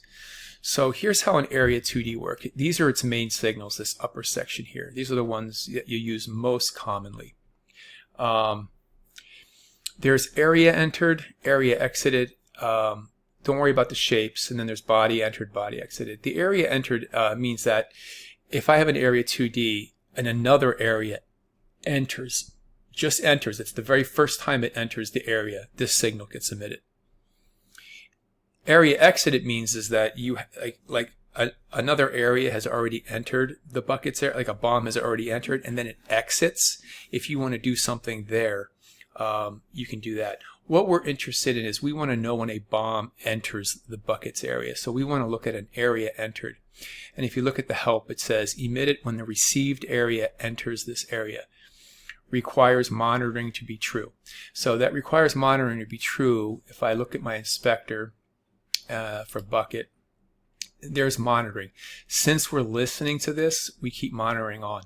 Since other things won't be detecting the bucket, technically we could turn monitorable off. Nothing else is like searching for this, but this is monitoring. This area is going to be looking for bombs, and the bombs are monitorable, if you want to think of it that way. So if you left these on, or if, yeah, as long as they're both on, everything's fine. So this is optional, turning that off, but I'm going to do it because it's just better for performance. All right, so now how do we do it? So let's go back to that area entered, and we're going to connect this signal to our bucket script. So I'm going to click area entered and then click connect. There's the signal we're connecting. We're going to connect it to the bucket script. And this is what it's going to be called, on area entered. That's the name of the function. So I'm going to hit connect, and it's going to take me to, this is my bucket script here, and it's going to put it right at the bottom, on area entered. Now the way it works is that it will pass me the area. It'll pass me the area as an area 2D. And so this is kind of like the tricky part, like, well, what if something else, what if another area besides a bomb enters my bucket area? Then what happens? Well, we should probably test this area to make sure it is a bomb. So how do we do that? Well, one thing I forgot to do when we're making our bombs is to assign it to a group. This is one way, and it's probably I think the easiest, best way. So let's head back to our bomb scene real quick. We don't need the animation. We don't need all this stuff here. Head to the root node here, and right next to your signals you have this groups. So because we're going to have a lot of bombs on the screen at a time, and because they're all going to be created from this bomb, if I put this bomb in a group, we can check whether nodes belong to groups. So I'm going to put this bomb, which is an area 2D, I'm going to put it in a group by doing the following. Go to the Groups tab, click plus, add a new group, come up with a name for your group. I'm going to call it Bombs, and then I'm going to make it global so that other scenes can access that group, and click OK. You can put a description if you want, but that's my Bombs group. And when you do that, you'll see it show up here in global group that bomb belongs to the Bombs group. You'll also see this little icon here. It's kind of, you'll get used to these icons. This means that bomb has a script, but this little square with a circle means that it belongs to a group. And if you click it, it'll take you to the Groups tab and show you. Just like Animated Sprite 2D, this is a signals connected, and if you click it, it'll take you to the signals page, and you can see, oh, animation finish is connected. I can click back here on the group icon. It takes me right there. So now bombs is part of a group. Let's go back to our bucket. First save that. Go back to our bucket script, which I'm already on. And here's what I mean, this area. So this is the area that just entered our buckets area. Since I'm on my bucket script, this represents something just entered this area. So I'm going to do it like this. I'm going to say area should be a bomb, but let's make sure. I mean, it has to be a bomb. It's the only other area. The bucket can't enter itself, and there's only one other area. Now, just because it's written like this, you don't have to call this area. If I wanted to, I could just rename it bomb. But because there's going to be situations when we make other games where, you know, you could pick up, you know, an item, or you could pick up a weapon. Like, there could be different areas and different things, and so it's good to learn how to test them. Okay, but let's make sure. And so here's how I'm going to make sure. First, I'm going to put some blank lines in here. And I'm getting an area. Why am I getting an error here? Oh, because I don't have any code yet. That's why. So let's put some code here. So I'm just going to check if area, and then there's a method on area 2Ds. It's called isInGroup. That kind of makes sense. So basically, if the area is in the group and you put the name of the group, if it's part of the bombs group, then we know we've just caught the bucket has just overlapped a bomb. And so we can go ahead and we can get rid of the bomb, and we're going to do that like this because now we know that area is a bomb because it's in the group. I'm going to say area.queue_free. The bomb's gone. It's been deleted from memory. So that we just deleted the bomb. So that's one thing. When we catch a bomb, we got to make the bomb disappear. We don't make it explode. That's a bad thing. We just make it disappear. We have to splash the bucket. So we already wrote that function. So we can just call it splash. And that'll automatically not only just splash, it'll also play the sound. So we got that done. And what else do we need to do? Well, we need to score a point. Which we haven't done anything on score yet. We have a label on our main scene. If I go over to my main scene, I mean, we have the score right here, but we haven't done anything with it. Not only that, but how's my bucket scene? Like, here's my bucket scene right here. How is this scene going to communicate with the scoreboard? I mean, there is no scoreboard in my bucket scene. So how do I let my main scene know, hey, I just caught a bomb. Give me some points.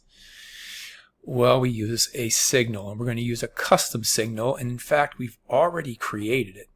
Now, we'll get it hooked up, but here's how we're going to do it. So I'm going to go to my scripts page again, and I'm going to go to my file system, and right at the beginning of this tutorial, we created an autoload called Signal Manager. And we created two signals, one called game over, one called point scored. And here's how these are so helpful. I'm not going to do anything with the signal. I'm going to use this function, and all I need to do is call this function emit point scored and pass it some points as an integer. So that's it. So how do I do that from my bucket? Well, let's go to the bucket script, and it's done like this. Because our signal manager is an autoload, let me go. Oh, we haven't set that up yet. Ooh. Okay, so I created the signal manager, but I haven't made it an autoload yet. So we created this script, which has our signals in it. We have to now put it in memory. Let's do that real quick. So I can't believe I forgot this. That's okay. Go to project settings, and then across the top, there's this globals. Yeah, we didn't do it. This is where you can load autoloads. These are scripts that just stay open, stay running the whole time, and any scene can access them. So to add that signal manager, go to your path. You don't have to type anything. Instead, go here to your file, that folder, click on it, go to your autoloads, pick the signal manager.gd, hit open. There's the path to the script. Now over here it says node name, signal manager. That's perfect. That's exactly the way I want it. It's why I name my node signal manager. And then come all the way to the far right and hit add. Boop. Okay, now it's loaded in memory. Let me show you how it's loaded in memory. Let me save that. I'm going to run it and show you. So there it is running. Actually, you know what? We can test. Oh, yeah. Okay, I caught the bomb. Good. But here's what I want to show you. I'm going to go to the remote, which shows me things that are open. And before we never had this signal manager, and it's above the main scene. So here's my main scene. Here's all the nodes that are currently running in my live game. And there's the signal manager just sitting. That's what an autoload does. It brings in another node, and it just sits there. It's just sitting there, but we can access it. And any scene can access it just by name signal manager. All right, let's stop that game from running. Let's close this. And let's see how we're going to call that. So back to our area on entered. We just checked if it's part of the bombs group. It is. So we know that area is definitely a bomb. So because area is a bomb, I can queue free the bomb. I can splash the bucket. And I'm going to emit this signal from here. And here's how you do it. I'm going to say, put the name signal manager. It'll come up in your autocomplete. And then I'm just going to say emit. And now we got to emit a point scored. So I'm going to use that point scored. And then we have to pass it points. I'm just going to give it 1 point for a bomb. Later on, if you wanted to like customize this, and maybe you drop different types of bombs, and maybe some bombs, like special bombs, fall super fast, and if you catch them, you get bonus points. But everything's going to be 1, so that's not going to change. And that's it. Now, that doesn't change the score or anything like that. That just emits the signal. So, I think we are done with this. Yeah, we're done. That's it for this part. With the bucket, we're not done with this tutorial yet. We still got a little bit more to go. Not too much more, though. Okay, so now what we need is we need the main scene, the scene with the scoreboard on it. We need that to listen for this signal. We need it to listen for the point scored signal. So let's head over to our main scene. Let's go to our script, which is empty. We have nothing in here. That's crazy. Okay, first thing is, let's rename this label. This is our score label here. I don't want to call it label. I want to give it a better name. Score label. That's better. Okay. So we need to keep track of the score and then update this label. So that's what we need to do. So to keep track of the score, let's write a variable called score. We'll make it an int and we'll set it to 0. Goody gumdrops. Okay. And then we need a way to increase that score. So I'm going to leave this ready in process here. I don't think we need the process function. Yeah, we don't. We can get rid of the process. We're not going to need that for the main scene. We will need the ready. So I'm just going to clean this up a little bit. Let's write a function here. And let's call it change score. And the way this change score is going to work, it's going to take points as an int, and it's not going to return anything. It's just going to be a void. So whenever we call this function, function change score, all it's going to do is this. It's going to take our score, and it's going to add to it the points we pass it. So that points, we're going to pass it in. Now, if you're paying attention to this and you're like, wait a minute, that's the same parameters as our signal. That's the same. If I open up the signal manager, that's right there, same thing, points in. That's not a coincidence. That's because when we connect the signal, we're going to connect it to that change score function. So that's it was a good observation if you made it. So we're gonna add the points to it, and then the other thing we're going to do is we need to update that label. So I'm going to take my score label, click, drag, hold Control, and let it go to create a variable that represents the label. And now I can just say here that the score label dot text, since it's a label, it has text property, is going to equal, I need to convert that number to a string, and then I like to always pad with zeros so that it always has 4 digits. It just looks like a video game to me. Okay, there we go. Now for the signal, let me just run that. Let's see what we got. Make sure everything works. Okay. Well, here's one thing. When the game first runs, I don't like all these 8s. It should probably match the score. So we can fix that easy because of the way we wrote our change score function, and because score starts off as 0. If I go to my ready function, get rid of this, close this. We could just do this. Watch. if I just said here in ready, and just to be sure, I'll reset score to be 0.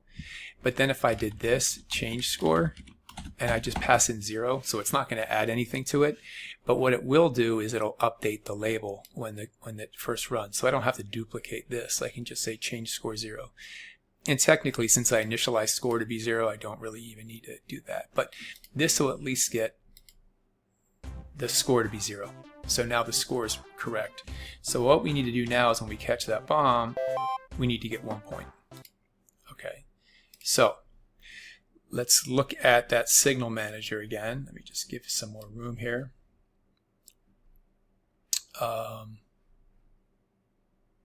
Signal manager, what am I talking about right here? Signal manager.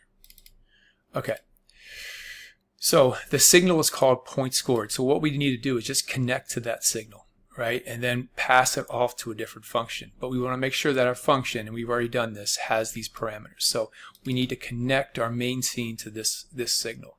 So going back to my main scene, we can do this in the ready. And I typically do this right away at the beginning. This is kind of where we're initializing, we're setting things up.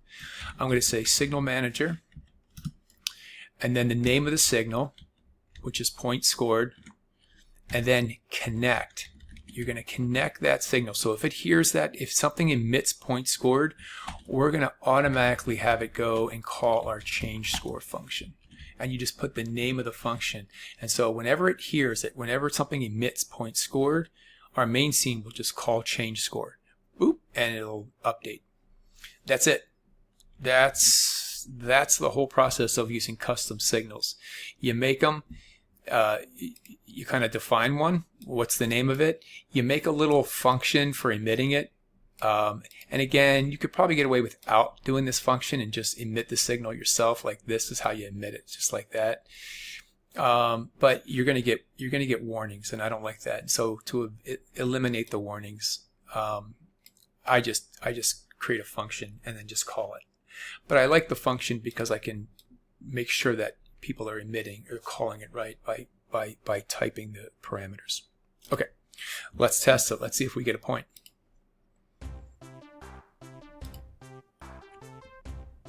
Can still hear that music in the background.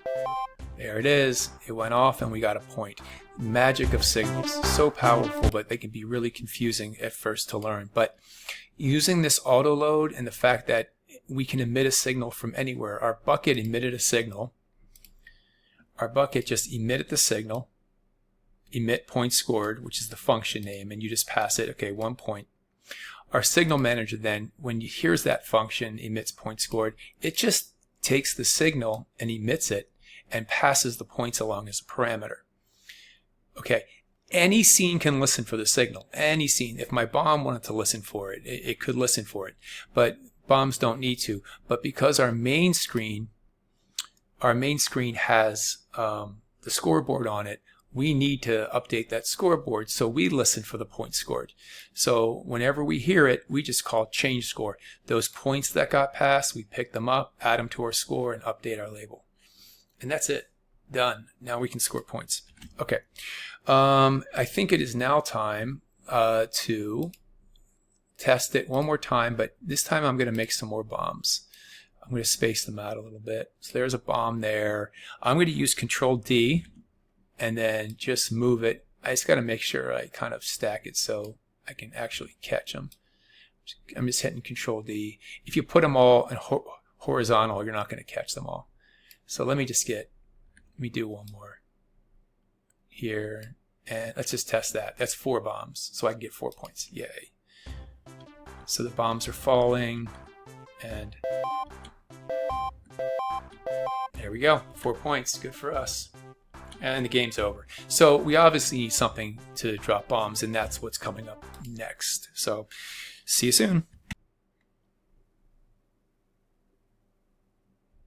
Okay, it is now time for us to spawn bombs, but before we do that, let's clean up our main scene. So let's go to our main scene, let's get all these bombs and delete them all.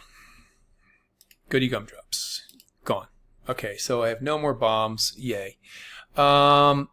And now let's head to the main script. And there's not a lot of code here, but there will be. We actually have the points. That's good. let's go ahead and I'm going to do this. It doesn't really matter where. I'm just going to push this function down. And I think the best way of going about it is we're going to write a function which just spawns a bomb. One bomb. Spawn bomb. And for now, we'll just keep it like this. And it doesn't return anything. There we go. So, and then we'll just do it from our ready and see if we can actually spawn a bomb. So when we, I'm going to go to my 2D view. You don't have to. We're not going to do any changes here. But when we have been adding bombs to our scene, we've been instantiating. Instantiating means, okay, we have a scene called bomb, and we're going to make a copy. That's why we can keep making so many bombs. But the process we went to was like this. If you want to instantiate a bomb, you go to your main scene. You go to this button called Instantiate Child Scene. Okay, and you click it. Instantiate Child Scene. Then you go, well, what scene do you want to instantiate? The bomb scene. Click. And then it adds up. And then what we'll do, once we instantiate it, we change the position, right? We're like, let's put the bomb here. And that's and now the bomb's in our scene. Okay. Well, when we do it in script, it's the exact same thing. It's just we do it scripty. There's no difference. Let's get rid of that bomb. Gone. Okay. And let's go to the script and just think about that process we just went through, because it's really not bad. The first thing our script needs, though, is it needs to know we're going to be instantiating the bomb scene, so it just needs it needs to know what is the bomb scene.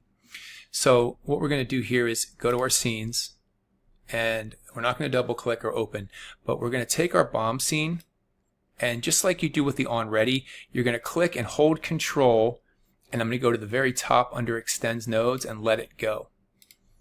And it's going to add this line. It's going to add a constant, and it's called bomb, but I'm going to rename that so it's bomb underscore scene, all capital letters because it's a constant, and it's this preload bomb T scene. So what this does is it basically it loads into memory this bomb scene here, because we need it in memory to start making copies of it, because that's what we're going to do here with spawn bomb. So we need a reference to the scene that we're going to instantiate. So if you're instantiating lots of scenes, you'll have all the scenes you're instantiating or making copies of. You just have a list.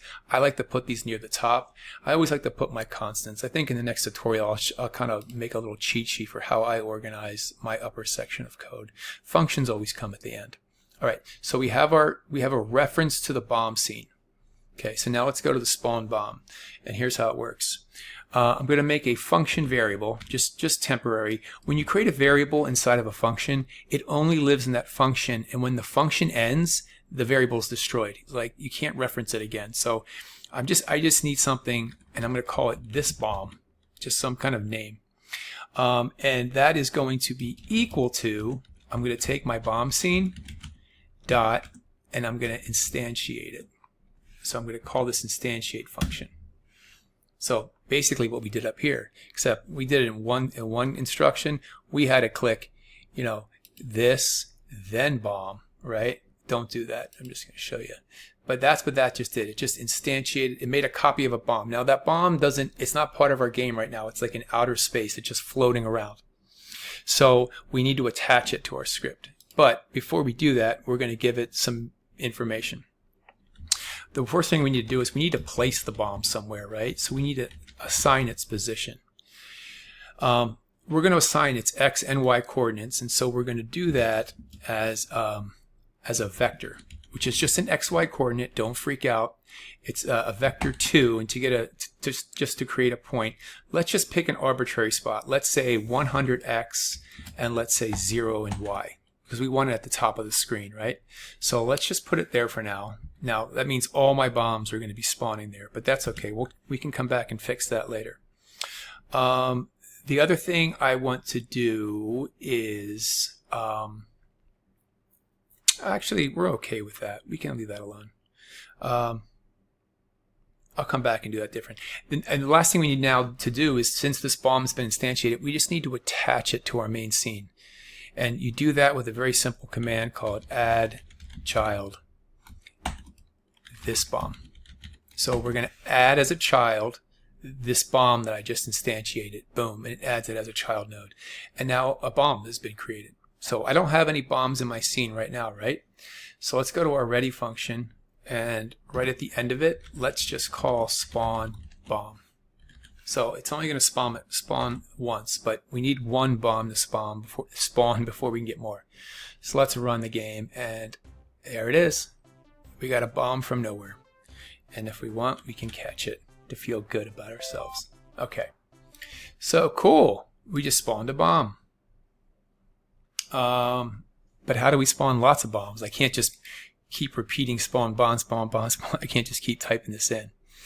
Okay, so we need a new node for our main scene, and that's a timer node. Timers are awesome, and they let us do things based on time.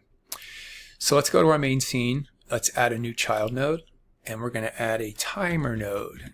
Now, a timer node has a white icon, which means it's just a general all-purpose. You can use it in 2D, 3D, whatever you're doing. It's not really tied to the 2D world or anything. It's like all the 2D nodes are blue, all the 3D nodes are red, and the control nodes like texture rect and color rect, they're all green.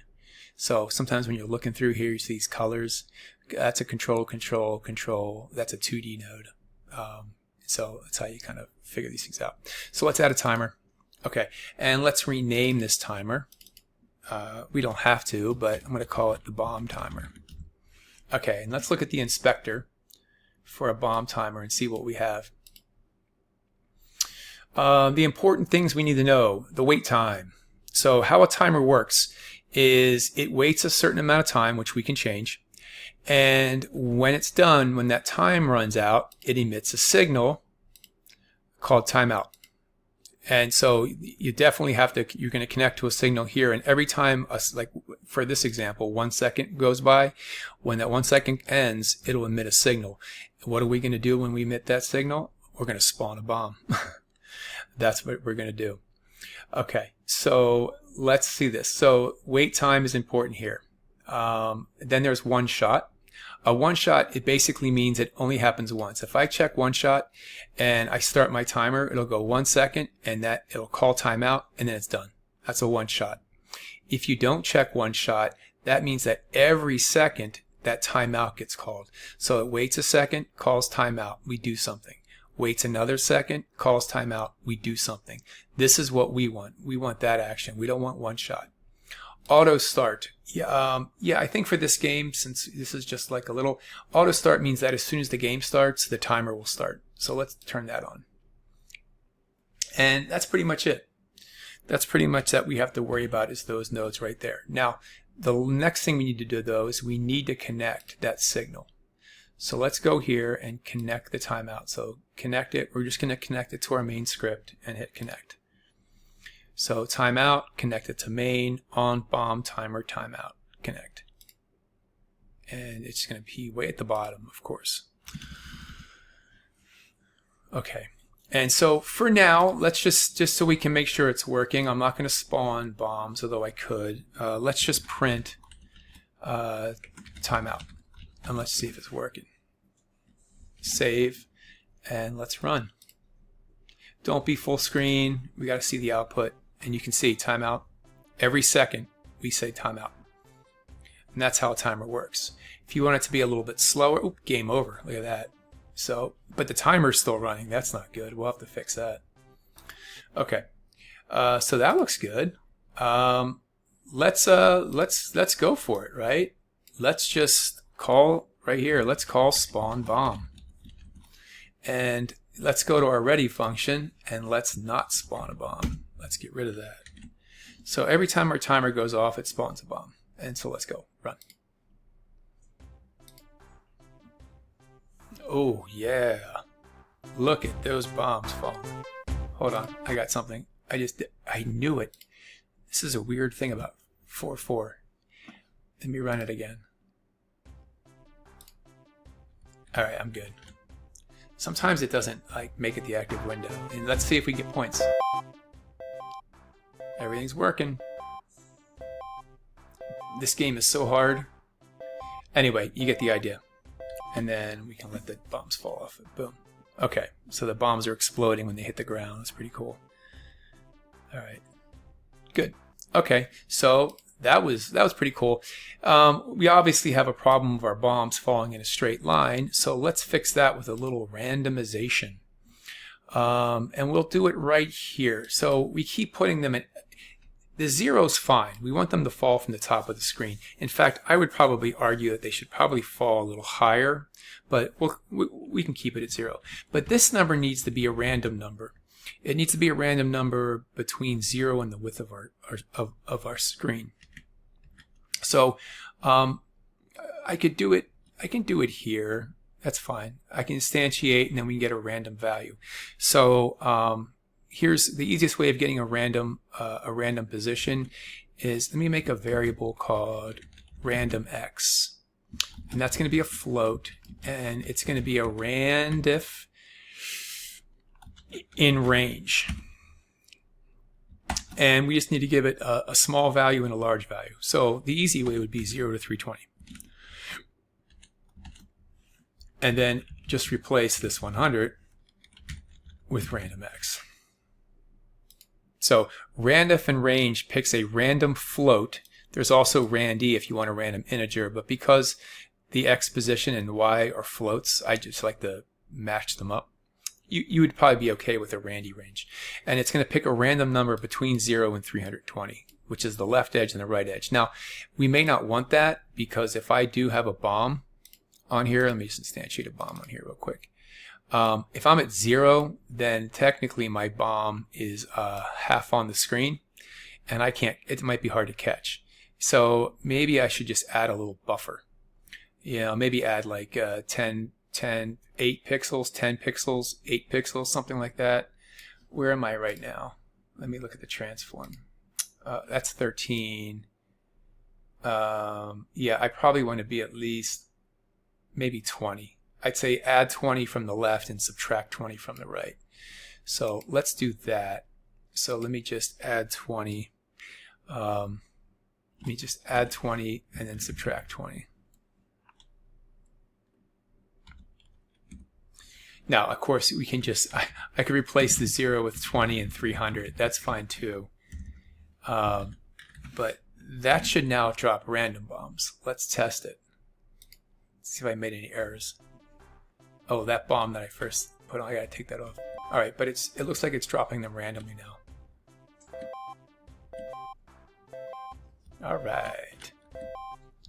Good news. Pretty easy. We'll have to think about how we can make it get progressively more difficult, which we'll do. Okay, let's close this down. We got bombs catching, and I think that might be it. I think we've got the bombs dropping. The big thing we have to deal with now is the game over, when that bomb hits and we have to stop everything. So I hope I got it all.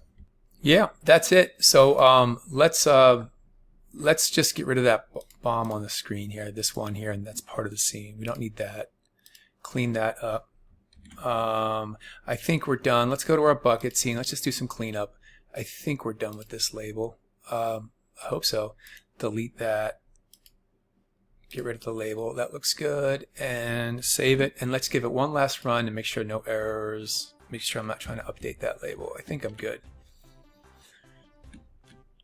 Whenever you do little changes, you should always test with at least a run to make sure that you didn't break it if you're going to move on. Okay, I feel pretty confident.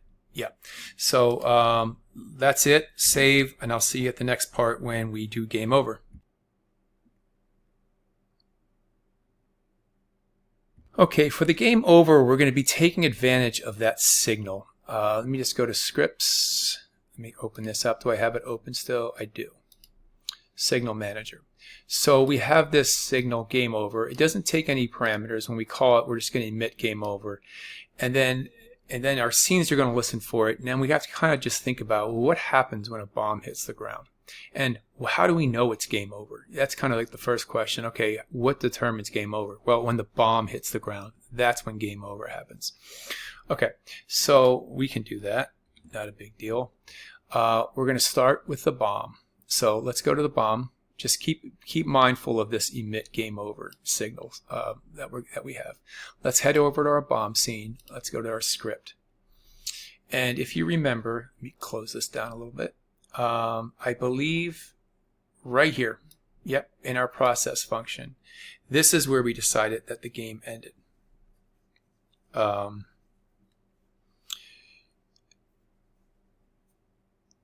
So we're going to start our change here. So as soon as the position is Y is game over, what we're going to do is we are going to go trigger our signal manager, and we're going to call that emit game over.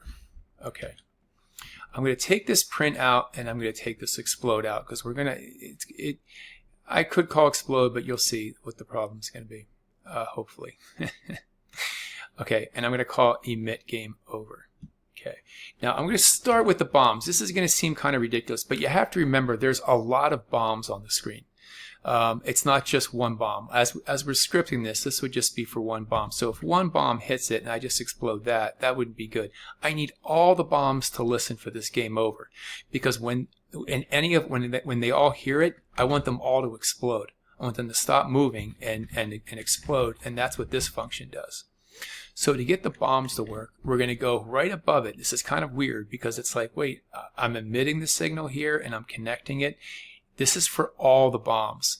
So since every bomb is going to be able to connect, I'm going to do signal manager, and now I'm going to type the name of the signal I want to connect to, game over, and then type connect, and I'm just going to pass it to explode. So when any bomb here's that game over signal, even the one that emitted it, one's going to emit it, whoop, and then it's going to go, oh, I hear my own emission, and it's going to blow itself up. But all the bombs will. So let's save this, and let's see if that works. So yeah, when you're dealing with signals, it's two things. Something's going to emit the signal, and then other things can listen to the signal. And when they listen, all they really do, you're just passing them off to some other function that they own, and that's going to handle it. So when it's game over, bombs explode. That's kind of like, that's the logic of a bomb. When it hears game over, it blows up. Not only that, it stops moving. We set the process to false, so this stops executing. We make it unmonitorable, so the bucket can't pick it up anymore. Even if it's in the middle of exploding, and then we just start exploding it. And then when the explosion's done, when the explosion finishes it, we just kill the bomb. So a lot going on there, and it's even more impressive because we just typed 2 lines of code, and we got rid of some code too.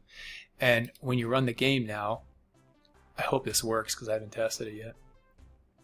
But when we run it, let's see, let's get a bunch of bombs on the screen.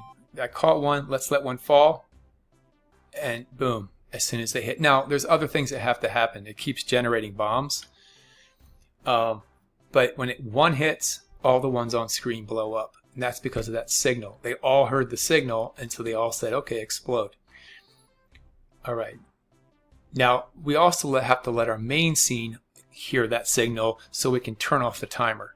Otherwise, it's just going to keep launching bombs like this. So that's why that's happening, is because the timer's like, we didn't tell the timer to stop, and we can't do it from here. Like, our bomb can't tell the game timer to stop because our bomb doesn't know about a game timer. Our bomb only knows about an animated sprite 2D and a collision shape. That's it. So this is always the problem. Like, okay, it's nice building these little scenes that incorporate just what a bomb is, but what if I have to talk? This is what signals are for. It's for communicating. So I don't have to do anything else. I'm already emitting the signal. I just need my main scene to connect something to a signal. So let's head over to the main scene, go to our script, and in our ready function we're going to, well, this is kind of like a chicken and egg thing here. I can either write the function first, or I can connect the signal. I'm going to write the function first. I think I'm going to write the function first. If I can find the function here. Hold on. Okay, I got it. So we're on our main scene here. We have a lot of functions. We got the ready, the spawn bomb, the change score, on bomb timer, timeout, and so now we need a game over. I guess I can do it at the bottom here. So let's just think about what we want to have happen when the game ends. We've already taken care of the bombs. The bombs already listened to the signal and they self-detonated. They're dead. So let's make a function here called game over, man.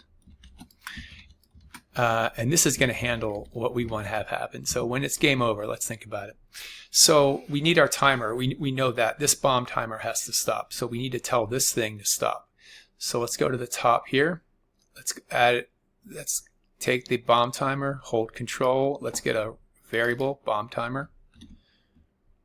And let's go to game over and let's at least get this done. Bomb timer dot, how do I stop a timer? Stop. The timer will stop. Okay, so at least we have something happening here. That's good. Let's head up to, or ready that, and connect that signal. So I'm just going to connect, if my main scene hears the game over signal, I'm going to connect it to the game over man function. You just put the name of the function. You don't have to worry about any parentheses. Otherwise, it'll get called. So we're just going to connect it. So if it hears it, it calls game over man, and then that should stop the timer. Let's see if it works. I'm just going to let the bombs fall. I'm not even going to try to catch them.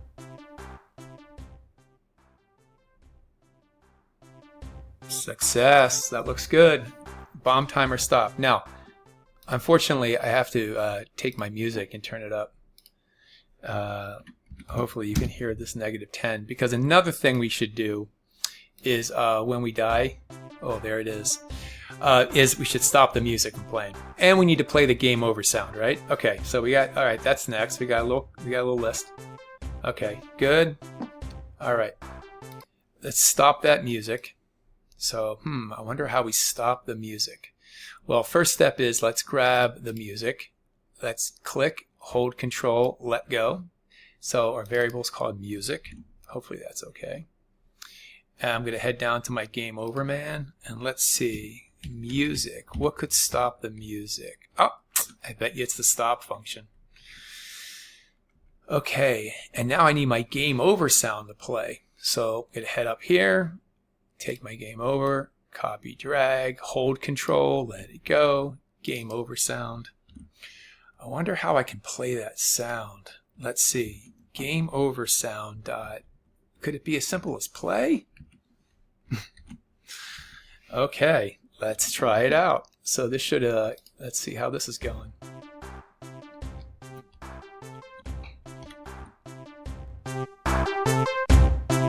Oh, my catch before. Hold on. Music stopped. Game over sound played. I can still move my bucket. I don't know if that's a good thing or a bad thing. Let's you know what? Let's have fun. Let's have it so that when it's game over, that I can still hit the keys, but the bucket doesn't move. Why not, right? Let's practice using these signals, because it's really not bad, and the more times you see it, you do it. So that's going to be our bucket. We're going to go to our bucket scene, and what we need to do is, what's making us move is this process function. This is, if we could just turn off the process function, I wonder if we've done that before. If we could just turn off this process function or stop calling it, then that would work. Okay, well, let's go to, this is our bucket code. Let's go to the ready. Let's connect to that. Let's go to our signal manager. Let's connect to the game over signal. Oh, I'm doing chicken and egg, and I don't have a function yet. So let's come up with the name of a function that would be disable the player, or disable the bucket. Oh, that's a good one. We'll write a function. Oops, what happened? Called disable. Can I just do disable? Disable movement. How about that? Disable movement. Maybe not the best. Okay, I'm just going to copy that. So I'm getting an error right now because it's like there is no function called that. So if I head to the bottom, I'll do it at the bottom here. And let me get some lines.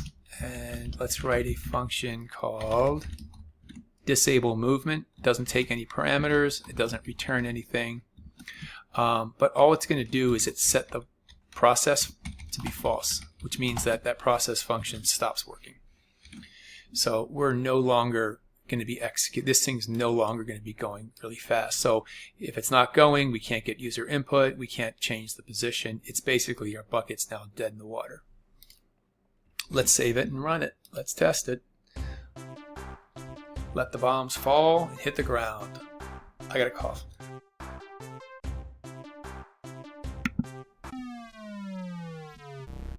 And I can't move. Here we go.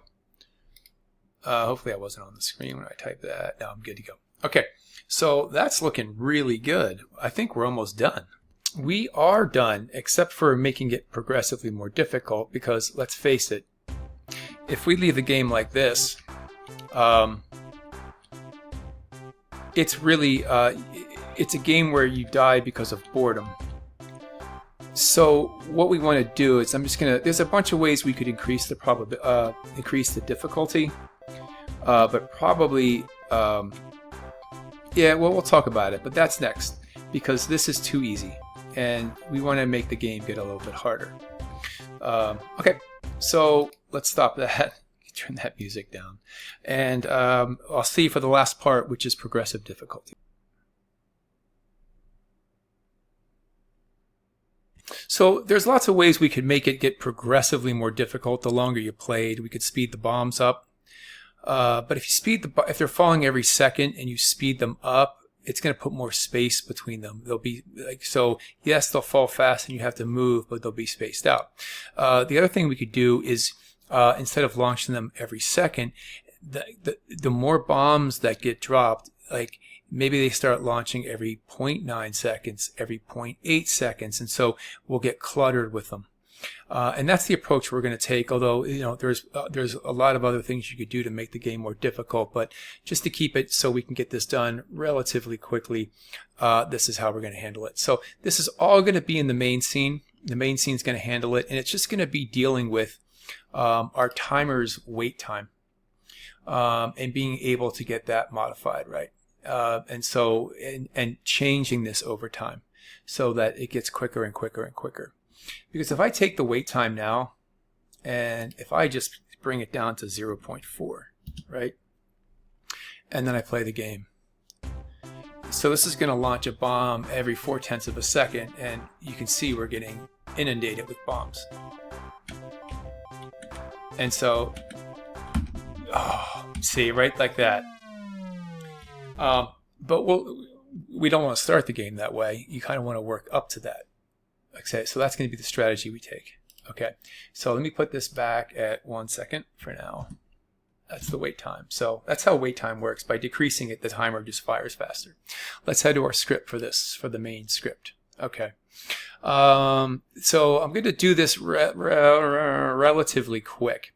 There's a couple of export variables I want to do. Just a couple of export variables I want to do, so that it's easier to make. We can make changes without having to come into code. And so those are going to be. I'll do them here.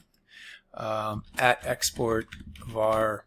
I want to have one called. I'm going to call it the bomb wait time. And that's going to basically kind of correspond to this time right here, that 1 second. But we're going to make it a variable because we're going to be changing it. So I'm going to make it a float, and I'm going to default it to 1 second. So this is going to be, this is basically going to be our timer's wait time. And we're going to copy the wait time in there, but it's easier to change this. And we'll be able to look at it as an export. So if I'm on my main, I can quickly I don't have to go, I can just look at the main scene and change the wait time for the bomber. Okay. Another variable we're going to want is, let's call it the bomb. I'm going to call it the speed up time, which means that at set intervals, we're going to change that 1 second. So if it starts at 1 second, maybe I want to increase it by like 1/10 of a second. I don't know. We'll have to play around with that. Maybe 1/100th of a second. But let's, just so we can see it dramatic, I'm going to set it to, should I set it to 1/2 a second? So every time it gets harder, it gets it'll be, oh no, because that'll go from 1 second to half a second. I'll be super hard fast. Let's go 1/10 of a second. So that speed up time is how much we change wait time each time we want it to get difficult. Okay, so we've got that. And then we're going to need a couple of variables. So these are going to be important here, but the way we're going to calculate when it's time to make the game get harder is by how many bombs are dropped. So up here with my variables, I'm going to create a variable called bombs dropped. And we'll initialize, it'll be an integer, and we'll just set it equal to 0. And every time we drop a bomb, we'll just update this number. We'll update this number. And so I think that's enough to get started for now. We are going to need to access the bomb timer though. We're going to be making changes to the timer. So we might as well come in here and grab our bomb timer, hold control, and let it go, just so we have it. Okay. And so this upper section is probably the most, I mean, this is as complicated as we've seen it. Wait a minute, what am I getting in there? Bomb timer has the same name as a, oh, I already have the bomb timer. Never mind. I have it right here. I was wondering, I was like, what? Okay, so I didn't need to do that. Never mind. Okay, so I think we're good now. So yeah, we have a lot of stuff happening before our functions, and this is typically how I like to organize, where you know, things that are constants I put at the top, I capitalize. Then I have variables that aren't exports, just things that I don't want somebody coming here and changing the score, like, yeah, make the score 100, or how many, like, bombs dropped to 0. But things that could, you know, adjust the gameplay, those are exports. So these two things are kind of adjustable. There's something else too, but I'm not going to worry about it. You can do it if you want.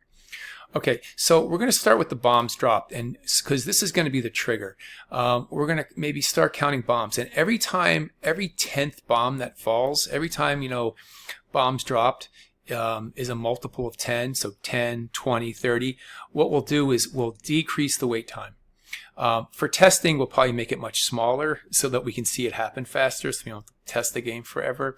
But the idea is we're gonna count this. So how are we gonna count bombs dropped? Well, that's pretty easy. Every time we spawn a bomb, so I could either do it on my timer timeout when I spawn a bomb, or I can just do it in spawn bomb. So this is how many bombs are dropped. Either place, it's fine. I'll put it in my spawn bomb. Actually, I'll do it in my timer. I'm going to do it in the timer because the timer is not doing that much. I'm just going to be doing it right here. I'm just going to say bombs dropped plus equals 1. So every time the timer goes off, we increase that timer. Only because we're going to do some changes here. Okay, so how do I know when 10 bombs dropped? I'm going to check that right here. How do I know when 10 bombs drop? Well, one might go, okay, if bombs dropped is double equal to 10, then what we can do is we can take that wait time, we can take our bomb wait time, and we can subtract the bomb speed up time. So we could take the bomb wait time, and we could minus equals the bomb speed up time. We could just subtract it so it'll get faster.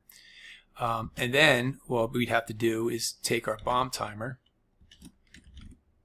and set its wait time to be equal to our bomb wait time. And we're going to spawn a bomb regardless. So in fact, why don't we move the spawn bomb on top here like that. So here we go. I'm going to put some comments. Spawn a bomb. Check if difficulty needs to change. So that's what this is doing here. Bombs drop. Now the problem with this is this only works for 10. Like, what if I want it to work for 20 or 30 or 40 or 50 or 60 or 70 or 80? Ugh. That's hard. So I'm going to introduce you to, if you don't know about it, modular division. Oh no, this sounds like math. Well, that's because it is math. I'm just going to do some math right here in the ready function, and we'll just look at it in the output. Modular division is kind of like when you were a little kid in elementary school, and you used to divide, but you wouldn't divide and get decimals and stuff. You would say, for example, look at the screen here, and for example, if I gave a problem like if I said, what is 8 divided by, sorry, not 8, 7, 7 divided by 2? Well, when you're in elementary school, you would say the answer 2 goes into 7 3 times with a remainder of 1. Well, when you do modular division, what you get is the remainder.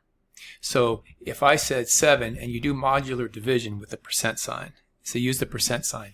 So 7 divided by 2 would be, the answer it would be 1, because that's the remainder. What modular division gives you is the remainder. Thrillsville. Who cares? Well, it's a really powerful tool in computer programming, because we can decide if a number is even. Because if I take like the number 8's even, right? And I say, if I divide 8 by 2, it's 4. What's the remainder? Well, the remainder is 0. So if I want to test if a number is even, any number that you modularly divide, if it's even, if I divide by an even number, like if I take 22 divided by 2, that's 11 with the remainder of 0. So I can test if a number is even by modular dividing it by 2 and checking if that equals 0. If it equals 0, it must be even. Okay, well, that's going to be true too. If I take 22 and divide it by 10, 22 divided by 10, 10 goes into 22 evenly 2 times with a remainder of 2. That's right, it goes into it twice with a remainder of 2. But any multiple of 10, for example, if I say, what's 50 divided by 10? But it's modular, so it's just the remainder. Well, 10 goes into 50 5 times with a remainder of 0. So if I want to check every 10, if I want to check for every 10 bombs, if I take the number of bombs dropped and I modularly divide it by 10 and the answer is equal to 0, well then I know it's either 10 bombs, 20 bombs, 30 bombs, and every 10 bombs then we can up the difficulty, and that's how we're going to do it. So I'm going to just take this, cut it out, because we don't need it anymore. I don't know why I did it there. That's weird. I'm going to head down to my check. We're going to update the bombs dropped, and then rather than checking if equals to 10, because that's only going to check 10, I'm going to say if the bombs dropped, I got to get rid of this tab symbol. If the bombs dropped modular 10 is equal to 10, then we'll decrease the wait time. Now, this would be a long time. I'll have to wait every 10 bombs for it to get more difficult. So for testing, what I'm going to do is I'm going to wait every 4 bombs. Or, you know what, even every 3 bombs. Let's see if it speeds up. Because this is going to work. This should, yeah, if the bombs is, if every 3rd bomb, so 3 divided by 3 has a remainder of 0. 6 divided by 3, remainder of 0. 9 divided by 3 has a remainder of 0. Then we'll decrease the wait time right here. We'll subtract the speed up time from the wait time and then just set the bomb timer to that, and it should get faster and faster. But the answer is, does it work? Let's see. So every 3 bombs. See if we can notice it get faster. Or it should be, the bombs should get tighter together. I don't think it's working though.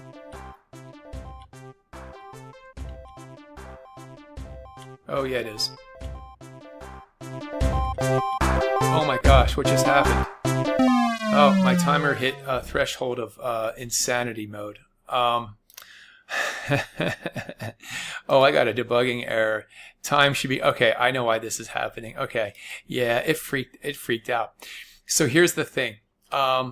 We can't let the wait time get too small. Like if we're starting at if we start at 1 second, right? And we keep decreasing the time by 1/10. So it'll go 1 second, 0.9, 0.8, 0.7, and eventually it's going to get to the point where it's 0 and it's going to happen really fast and it's going to be game over. So what I recommend doing is this. We can adjust this, but maybe only subtract 500ths from it each time. So it's slow. It takes a while for it to get fast. That, and I would also put a governor on it. I would not let it get too low. So, and that's why I put the bomb time here. We're going to subtract from it, but now we're going to cap it. We're going to say if the bomb wait time, actually what we can do is this, even better. So if the bombs drop mod 3 is that, and we can do it like this, and the bomb wait time is greater than, maybe we don't let it get any harder than 0.3 of a second. So the bomb and bomb wait time, why does it not like that? Oh, because I messed up. This should be double equals 0, and I put it in the wrong spot.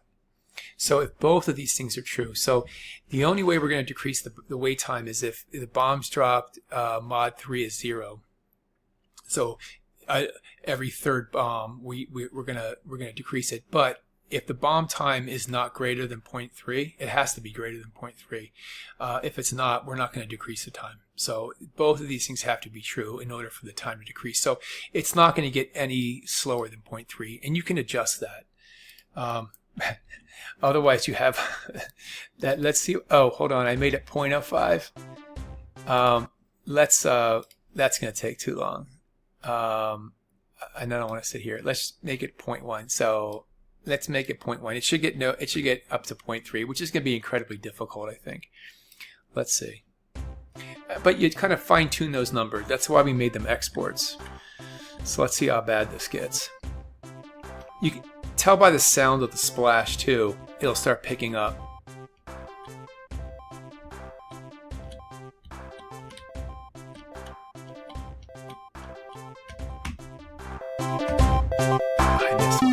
Okay, so yeah, by the time you get to 0.3, it's so hard. So you probably want to have it less progressive. Other ways you can make the game more difficult, well, you can make the game board wider. You can make a wider game. And that would make the player have to move faster. Or, you could slow the bucket down. There's lots of things you could do. But thinking about if you make a game that's so easy, no one, you can just play forever. No one's going to want to play, except solitaire. But solitaire is not easy either. So, okay, so I think that does it for Bomb Catcher. I hope you enjoyed it. And if not, well, that's how the cookie crumbles, I suppose. All right, well, see you, everybody. Peace and love.